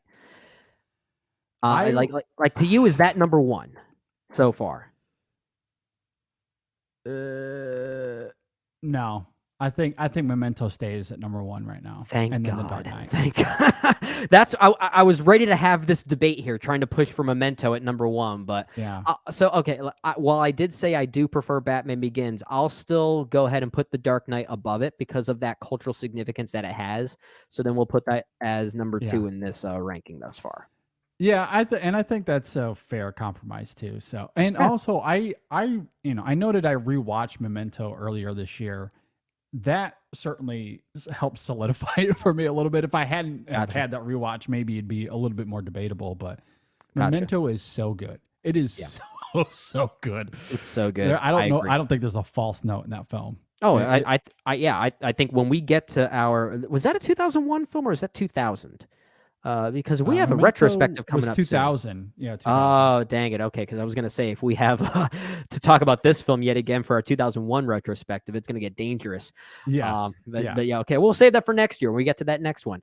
Okay, so now we'll go backwards in time. We're going to Nolan this a little bit. We're going to Nolan this, yeah. So The Prestige, 2006, I believe that came out. So what do you think about The Prestige? Really good movie, fascinating movie. I think if there's anything I would have preferred to see it do is maybe lean a little bit more into the potential camp of it, because it is at times kind of a silly movie, which is something I do like about it. But at the same time, I do think it gets into this idea of obsession and the competitive nature of your occupation in a very magical way. I think that's all very fascinating. But this is a movie that features the late great David Bowie as Nikola Tesla. You can really have a lot more fun with that. And I'm not sure if Nolan quite does, but I think it's a fascinating story. And I'm glad it exists in the way that it does, because clearly it's something that Nolan wanted to make in his own way. It's one of the earliest examples of the one for you, one for me mentality, because he already gave Warner Brothers Batman Begins, and it was such a huge hit. They said, you need to do a sequel. So he said, okay, let me make my own movie first. And then he makes The Prestige and then makes The Dark Knight. Yeah, love that. So I have to respect The Prestige for being part of that narrative that we often see even more so nowadays with certain filmmakers. Nolan's not the only one doing that anymore. So for those reasons, I have a lot of respect for the film, regardless of its quality. But thankfully, I still think it's a very good movie. Yeah, I quite love The Prestige. I think it is really great. However, I will throw in a caveat there in the sense that if I take a step back and I look at it, especially narratively, I do think it is quite easily one of Nolan's most contrived movies. But if you're willing to buy the narrative conveniences and the rivalry and the odd sci-fi element I was gonna say, and the magic, the literal magic of it all. See, this is why I think if it would have embraced maybe some of that camp a little bit, maybe we could have gotten away with some of those contrivances a little bit. Yeah, that's fair. I mean, but if I do think if you're willing to submit to the process and all of its twists and turns, I think the ballet of it is quite poetic. And there's a lot of fun to be had, especially with these performances. And I found it extremely engaging. So it's a very entertaining movie.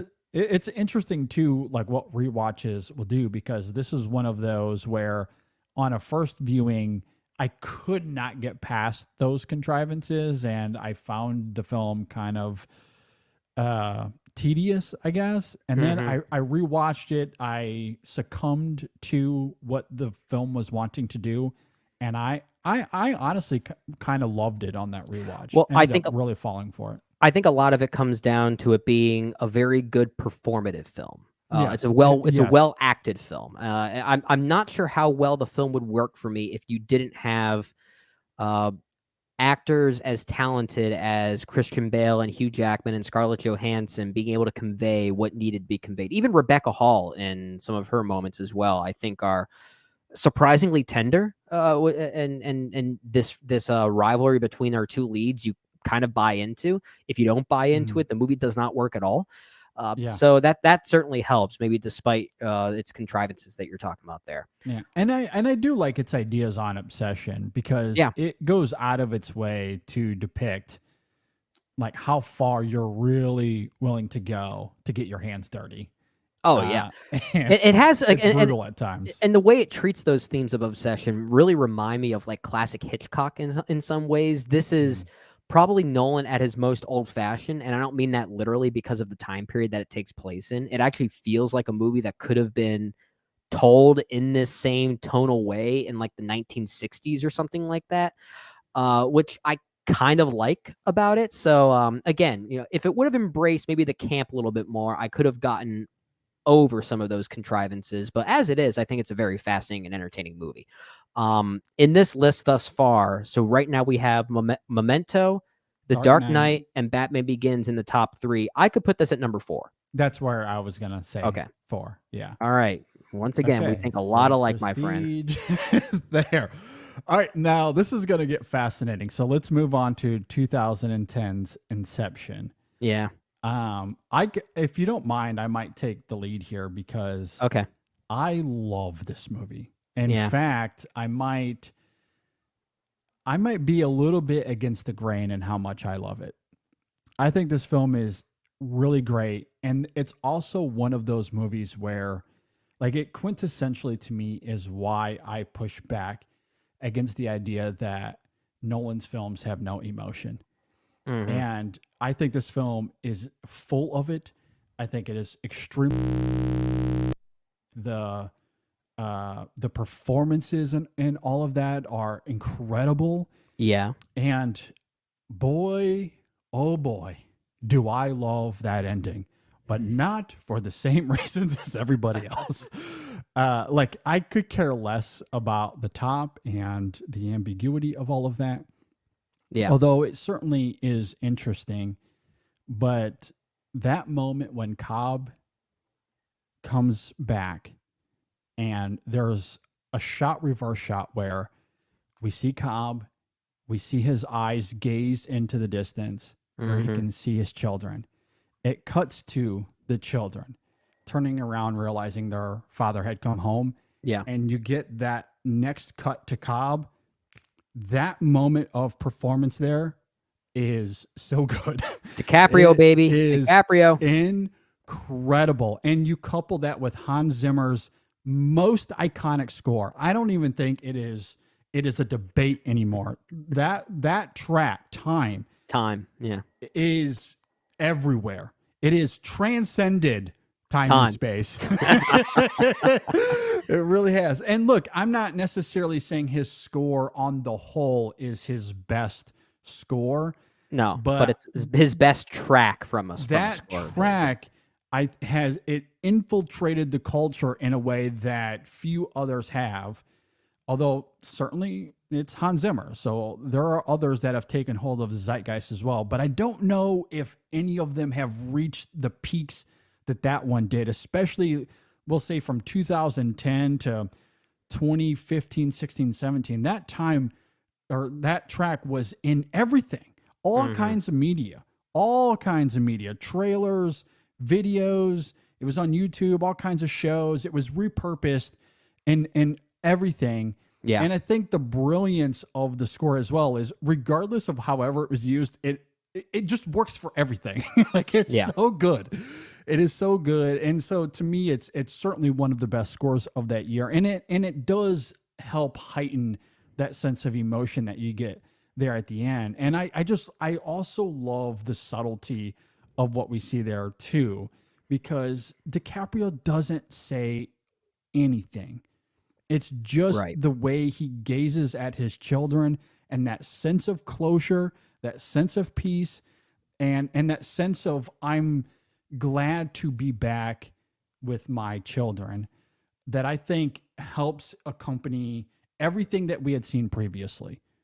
It is so good. So, like, to me, that's why that film is great. I mean, when you talk about Nolan and going inside the dreams and the plotting of it and the fun of it all, the staging, like the practicality of the stunt works and stuff, like all of that is also great. We don't have time to get into it all, but I think that, like, Inception has just become one of those popular movies that people have been counterintuitive because it's popular, a notion that I kind of loathe. I think part of that might also be because it's kind of like the Interstellar problem, where he over explains a lot of things, and with Inception there is a lot of rules that have to be established with how this works, and maybe the argument could be that there shouldn't be as many rules for dream logic like this, but I think that's kind of one of its most fascinating elements. I agree. I think I could certainly understand a criticism that maybe Nolan over explains himself with, let's say, a movie like Interstellar, which we'll talk about. But I kind of like the expository nature of Inception. I've always found that kind of fascinating because it makes the audience part of the process. Especially when you consider the visuals and how it accompanies that exposition. It's not simple framing where characters are talking to the camera or talking to another character. That's part of it, but he accompanies that exposition with a lot of visuals to help articulate what we're about to get into. And it is a little sophisticated. It's a little convoluted. So he has to be a little explaining in that way. But I think he does it extremely well. Like, the execution, I just think, is high. And once you get into it, once we start to experience the dreams within dreams, it's extremely captivating and thrilling and just a lot of fun. So, my point is, like, it just became, like, its popularity got to level where people then started to push back because, like, that's the internet thing to do. But I truly think it's one of his very best movies. Oh, I think a lot of people are going back to the film now and realizing, it actually is a very good movie. I think that pushback that you're talking about was maybe more instantaneous because the hype was so big around it at the time it came out in, was this 2010? I think it was. Maybe it was just so early at that point. But now I hear a lot of people ranking this as one of Nolan's better movies. And it's my favorite of his thematically, in terms of process and coping and the murkiness of reality and dreams. Like, all of that is so good. I think it's his best ending for sure, or at least one of his best endings. Maybe we'll talk about a different one later. I think the only disparity you and I might have is, where do we rank it, number 1 or number 2? Because like, this is top 3 Nolan for me. I don't know if I made that quite clear. I love this movie. I agree with everything that you said. I do prefer Memento. So if I'm ranking this based on the films we're talking about thus far, it would be my number 2 between those two there. But I mean, if you're feeling more number 1, I could certainly be persuaded to give it the edge, given the craftsmanship of it. I mean, I personally might have this a little higher than Memento, but they're both, honestly, I feel about them the same in that regard. So, man, it's hard to say. Like, it's kind of a coin flip. I'm almost tempted to put Yeah. Inception at number 1 because it comes first alphabetically. There you go. Like, I mean, for me, like, I think it kind of comes down to if we're going to get really nitpicky, and I'm not going to be negative toward Memento as much as I am like the thematic prowess of Inception, and that ending to me just elevates it to maybe just a hair above Memento. But Yeah. At the same time, I think I mean, they're very different movies narratively and structurally, but I think Memento had the harder task at being as efficient as it was. It might be arguably a tighter film in that regard, but they're doing so many different things. It might not be a fair comparison in that way. I am more moved by Inception. I do not disagree with that. it's I feel hard. like we. It's I feel like real I feel like hard. maybe we could just tie them. Why don't we just, I'll put Inception at number 1 now, just for the sake of the emotionality of it, to really push back on the coldness that people tend to feel with Nolan. Okay. So maybe just for that alone. just I for think that it's a alone, good, just- good argument. Yeah, ju- I like just it. just to use it as fuel for this debate that people Yeah. have with him. Okay. I mean, but I do prefer Memento. Like I said, that's my favorite Nolan film, so that will always be number 1 for me with regard to unless Oppenheimer comes out and destroys it. Yeah. But yeah, I'm okay with putting these 2 as they are right now. Okay. Well, this is going to get interesting. I imagine, because I do think people are kind of coming in, like reevaluating Inception and coming back to it as one of Nolan's best. Yeah. Interstellar is, I don't know if it's polarizing. A lot of people really love this movie though. And I think that we're going to turn some people off here, but I'm so conflicted on Interstellar. I think this is the most frustrating film I've ever seen. Yeah. I'm Yeah. dead serious. There are moments here where I think Yeah. it's one of the greatest movies ever made. Yes. And then there are other moments that I think it's some of the worst stuff Nolan has ever done. Yes. And a lot of it really comes down to the script. There's a lot that has been said already, that the original writing here, courtesy of Jonathan Nolan, Chris's brother, it was originally meant to be a Spielberg production. And it's not Okay. even the emotionality of it. It's my biggest problem with the movie is the literal dialogue that just does not feel natural, and the Yeah. leading into so many conveniences to get to where it needs to go. That just, I feel like we can be here for 2 hours just talking about examples that don't work for us from a narrative standpoint. I don't want to do that for the sake of time, but there are many I can think of that I don't. It's not even just the choices it makes from a story standpoint. It's the maneuvering of that story. It's the explaining of how a wormhole works between 2 characters who are already on their mission, who should know this shit already. It's like, that's the problem right there. It's the machinations of it. Yeah, you're not wrong. Yeah, you're certainly not wrong. And that's very different than something like Inception, right? When Cobb is explaining what they're about to get into, he's doing that to a character that has no clue what's going on. Yeah. The audience surrogate, if you will. Yeah.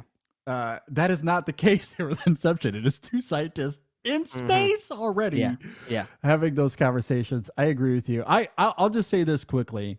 I revisited this film in May of 2018. Okay, so we are a few months away from First Man coming out. Yep. And I have talked incessantly on this show what that film did to me emotionally, destroyed me. At this time, Sam was at 2.5, about to turn 3. So he was at an age where my fatherhood was still kind of new. I was still very much feeling my emotions. And so it was a ripe time to go back and watch this movie. And I bring up First Man because to show as evidence that when we're talking about fatherhood and dealing with your children, like, that film in 2018 destroyed me in a way that I was really hoping this rewatch would. And to a degree that did happen, because I think that first 30 minutes is incredible. It's so good. until you get to some of those conveniences or some of those contrivances. I mean, yeah. And I mentioned something like the contrivances of Prestige. The contrivances here to me are just more egregious and more obvious. And it's harder for me to wrap my head around them. And then you get to that ending, which you noted that this is maybe the most frustrating film of all time. And I agree, because when this film is at its best, it is Nolan at his best. In fact, it is some of the best filmmaking of that entire decade. Yeah. It is so good. But when this film is at its worst, it is really not good. I agree. Is bad. I agree. That ending for me does not work at all. And I found myself like watching this on the other side of fatherhood. And I was not a father the first time I saw it. But on this side, it only heightened those frustrations all the more. Like it just, it made the ending more egregious to me. So, you know, it's hard to ignore the prowess of this film when it's great. So I can't go to it being last. Oh, it's not last. It's definitely not last on this list. I will agree, because the filmmaking's too good in those individual moments. And I have to give Nolan credit for, you know, kind of being a mathematician in this, because from what we kind of understand, when I say we, I really mean someone like Neil deGrasse Tyson, right? There's a lot that's, you know, technically correct about what Nolan is portraying from a scientific and theological standpoint. So I have so much respect for the film. And Tars is one of the best robots. Tars is one of the best robots. So good. Everything about that, and then everything that's funneled through Matthew McConaughey and Jessica Chastain, all of that is great. I also think this film has my least favorite Nolan character of all time, and that's Anne Hathaway's Dr. Bran. Yes. Poor Anne Hathaway. What a lovely actress, such a talent. This character is not well realized at all. No talented actress could make that character work, I don't think. No. As much as I love Chastain, and I agree with you, Chastain here is awesome. If you flip those roles, I don't know if it's any better. I think really. Honestly, I think you just need to get rid of Dr. Brand completely. Yeah, because she's the one that's dedicated to the mission, and then you find out she wants to go to this other planet because that's where her love interest is. It's like, where the heck did that come from? It's so bad. I don't like it at all. But then on the other hand, it's my favorite Hans Zimmer score. Like, I know. An all-time It's like, okay, score. now the vibe is just making it work. Didn't quite fool me, but I mean, I mean, I am at once extremely bitterly frustrated with this film, and on the same token, entranced by its craft, like in its score. Like, I don't know. I still might put this. I think the craft of this is so good that despite the frustrations, I would still probably put this maybe just below Prestige. So above Following? Yeah. I think I'm okay with that. As a whole, I do prefer Following. I think that's a more fascinating film overall, but the individual pockets of Interstellar can't be ignored. So the craft is just too good. I think I'll let the passion speak highly here. I'm not passionate enough to fight back between those two, so I'll just say, okay, we could put it just above Following, just below the Prestige. How's that sound? Sounds good. All right, Dunkirk. This is. I'll just get to it. This is top 3 somewhere for me, easily. Top 3 of Nolan, right? Of you Nolan, mean? yeah. Oh. Do we have the same top 3 Nolan? Why do we always have the same top 3 favorites from every director, JD? I don't know. I mean, maybe the order's different, but okay, let's go in order of release. Is your top 3 Memento, Inception, and Dunkirk? Those are the 3, yes. Yeah, that's my 3. That's my 3 from Nolan. There it is. So Dunkirk is great. I guess for the sake of time, so where should we put it then? Because I mean, I think it's his best directed film. Overall, so from beginning to end, Inception. I mean, I'm not going to fight it if you want to put it at number 1. I think it should be number 1, just given because it honestly might, even on my personal ranking, which I don't have up in front of me, but I think I actually do have Dunkirk at 1. I love it. I have it at 2. I have it at 2, just below Memento, but I think the film is the perfect synergy of everything Nolan represents, and he does it in under 2 hours, which I think is incredible. Yeah, I completely agree. And that ending absolutely rivals Inception for me. Honestly, seeing this in the theater, when that one moment between Tom Hardy and the plane reveals itself, and you find out what he just did for those people, the audience I was with actually applauded. It was a magical moment. It's why we go to the movies. It really is. Yeah. Yeah, no, I agree. So, all right, so we'll put Dunkirk at number 1. I think so. Wish we had made more time for it earlier in the show, but Hollywood is crumbling. So, yeah, what are you going to do? And then we get to Tenet. Where does Tenet fall here? Tenet, I think, is his most fascinating film. It's the film of his. It's kind of like with Interstellar. I want to love this movie so much more. I really do. But Tenet as a film, I am liking more as time goes on. Okay. I think really the biggest problem I have with Tenet is when it does try to over-explain its espionage machinations in the first third. The first third of Tenet does not work for me. But when it starts to embrace the confusing mathematics of it all, it just becomes a mathematical vibe. And it just kind of rolls with it. So the second that our protagonist is first inverted, the movie completely takes off for me. Like that whole back half, I think, is among the best stuff that Nolan has done because it's interesting and he doesn't feel bogged down by explaining the math. He just kind of lets it roll and you just kind of have to waft with it. And in those moments I did. I don't think it quite gets to its drama that it's trying, like the emotional reveals we get at the end between certain characters, I don't think quite works, but I kind of appreciate the attempt at what it's going for. So I like this movie more now. I do. I don't love it, but I do like it. I think it's a fascinating experiment. I do very much appreciate the swings that Nolan is taking with Tenet. I do agree there. Really my issue with it, and I did revisit this soon-ish after we talked about it on the show, and I still think some of the details are confounding and poorly articulated, but the biggest wedge for me are the characters. Aside from Kat, I just think are a little too vague and empty for me. Like the Dunkirk style approach to that film still leaves a lot to be desired for me. Sure. And I have a really hard time engaging with it as a result.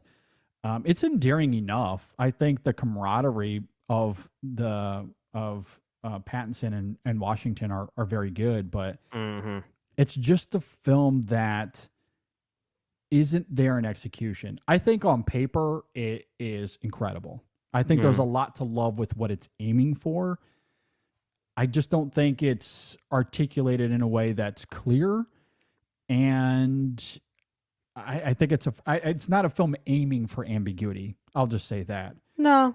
And to be fair, I don't necessarily mind that it's not aiming for ambiguity, but I think if it were to do that, I wish it was less spoken like it is. Like honestly, I would love to see this as a silent film. I would love that, and just let yourself kind of get enveloped by the machinations. I agree. I think that's kind of fascinating because the brilliance of Tenet is not just that Nolan tells us what's happening; he very much shows us what's happening. Yeah, and you're able to figure it out because of what he shows us way more than what the dialogue does. I agree. I think it's a better visually told movie than it is an actually told movie. I very much do agree. And I think because of the vagueness of the characters, maybe that would have worked better as a silent movie than some of the dialogue that we get in Tenet. So just the emptiness of the central characters just, I don't know, it keeps me a little bit at an arm's length with the film. But I love the swings it's going for, though. I do too. I do appreciate that. I like that Nolan essentially made his James Bond film after all, which is kind of fun. So I guess where do we rank this? Because it's a film I'm so fascinated by, and I'm liking more as time goes on. So okay, I'm definitely so I guess in that prestige Interstellar area. I'm thinking that I would personally rank it above Interstellar because it just simply frustrates me less. um, But see, and this is where it gets tricky, right? Because Yeah. I am also frustrated by Tenet, and the frustrations of Interstellar are more potent. I do Yeah. not disagree, but I also think the craft of Interstellar is better than what we get in Tenet. So I know it real hard. it makes it real hard. hard. Um, but look, at the end of yeah. the day, like where like the flipping of those two isn't going to swing it too much for me. So if we want to put it below the prestige, like that's fine. If you don't mind, I kind of feel like I want to put it above Interstellar, Okay. and it's primarily because I really admire the swings that he is going for. The almost like I don't give a shit attitude of it. It's kind of a cynical film in some ways, and I've really come to appreciate that. Maybe it's just me getting older. I'm responding to that that filmmaking approach more so nowadays. Mm-hmm. So like I would like to see it go a little bit above it. I like it more every time I watch it. It's a fascinating thing of a movie. Yeah. Okay, so that is the Nolan side of this. We do All right. have to get to the Greta Gerwig part of it. And Yeah. as we noted, we're going to put Nights and Weekends on the bench for now. Mm-hmm. Lady Bird 2017, one of my very favorite films of that year. Same year as Dunkirk. Same year as Dunkirk even. So we're talking about two of what are arguably the best films of that year. Yeah, I had Lady Bird at number 1, and I have Dunkirk at 5 for 2017. That's What did I do that year? I got to figure that out again. Give me a second here. Well, because as you pull that up, I guess I'll just quickly. you talk go ahead about and Lady talk, Bird. and I'll Yeah. try and find my old ranking here. But I love Lady Bird. I love its heart. I love its authenticity. It is striking in its humor. I love the way that it gets into place and how we are moved by places and the costs that come with, even thinking about moving away and kind of, what that means for people as they kind of come of age. Yeah. I think is really great. And Saoirse Ronan, pitch perfect. An absolutely brilliant performance. Laurie Metcalf, one of the best supporting performances of that year. So, yeah, I love it. I could go on and on. It's my favorite film of that year, though, hands down. So I had in my original list, and I'm not sure if this will still stand because I have to, my lists change every year. It's just a fact of life. But in my published list, I had Lady Bird at number 6 and Dunkirk at number 7. That is so funny. So this is where it gets interesting because in our little ranking here, we have Dunkirk at 1. Is it disingenuous to have Lady Bird below any of these films if we had it ranked higher initially? And honestly, like, I don't know. Like, it's such a different kind of movie. This is why the whole Barbenheimer methodology is just kind of bullshit. It's just... it gets so tricky because we're comparing films that have nothing in common whatsoever.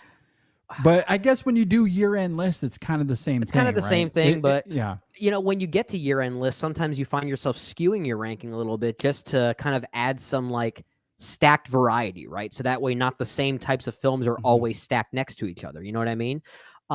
Which is why, and maybe can we get a little bit ahead of ourselves by sort of talking a little bit about Little Women at the same time here? Sure.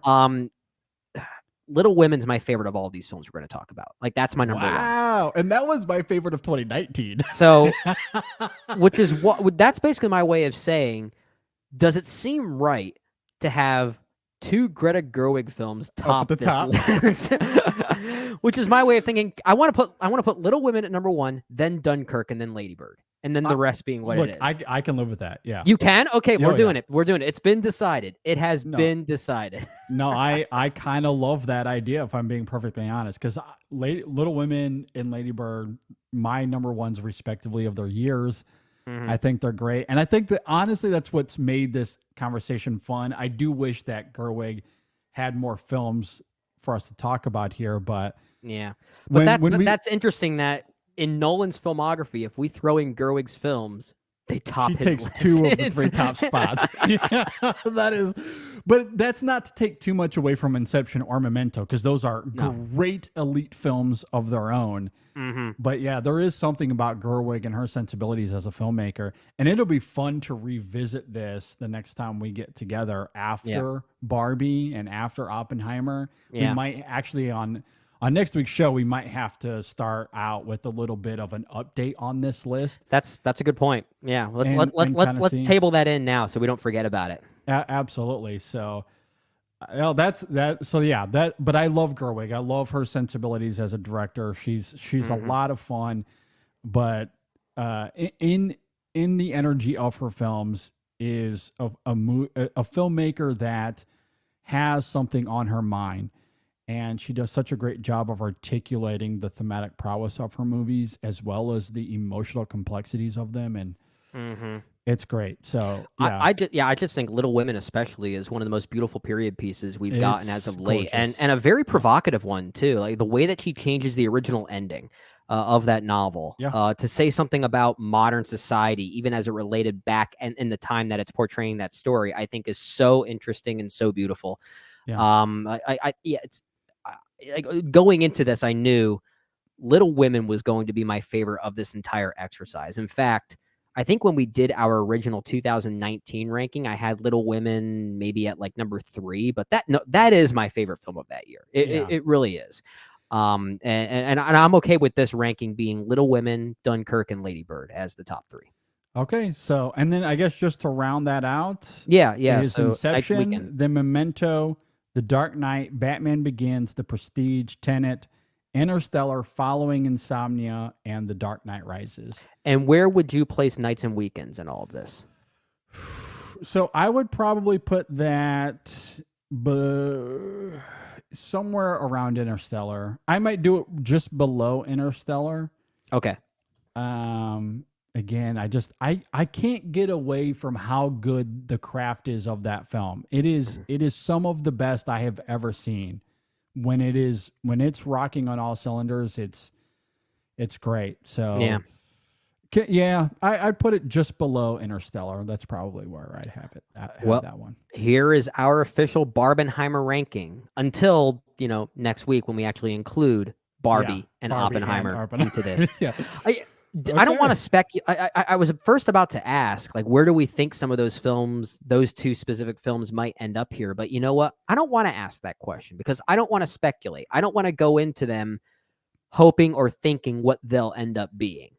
All I know is I'm excited for both of them, and I'm going to be seeing both of them. I agree. I cannot wait. We'll circle back to this next week on the show. For now, we will wind down here. We are going a little long because of everything we had to talk about here. But a quick thank you to all of our patrons. We really cannot do this without you. Your support means the world to us. Patreon.com/InSession Film is where you can find us.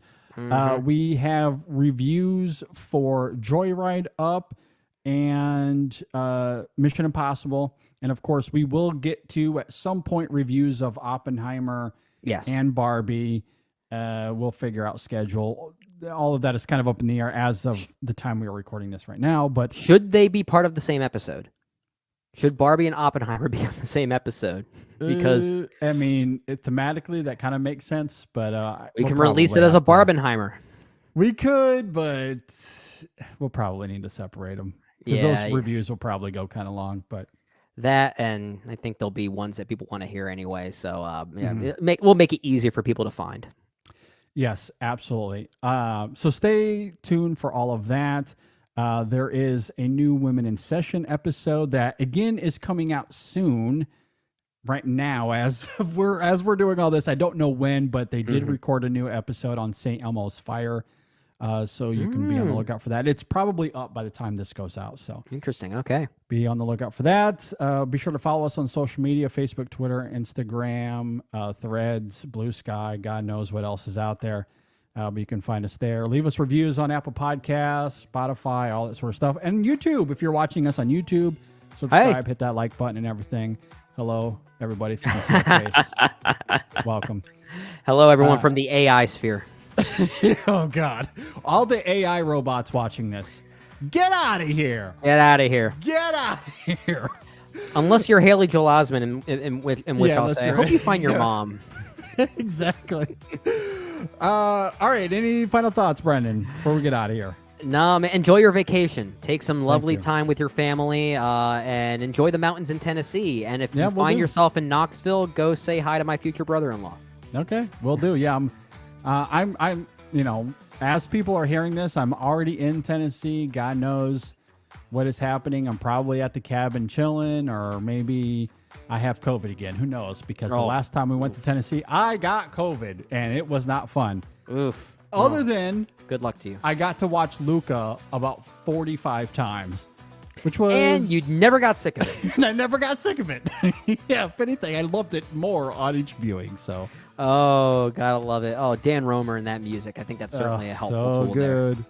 At any rate, we hope everyone enjoys Barbenheimer. Have a great time at the theaters. It might be the last time, so especially enjoy it before everything crumbles to hell. That's a morbid hell. way to end this show, man. Morbid or celebratory? Who knows? It could be a little bit of both. At any rate, thanks for listening, watching, everybody. We'll see you next time on the InSession Film Podcast. Oh, man. It was a good run, Brennan. It was a good run, at least. Yeah. Nolan ain't cold.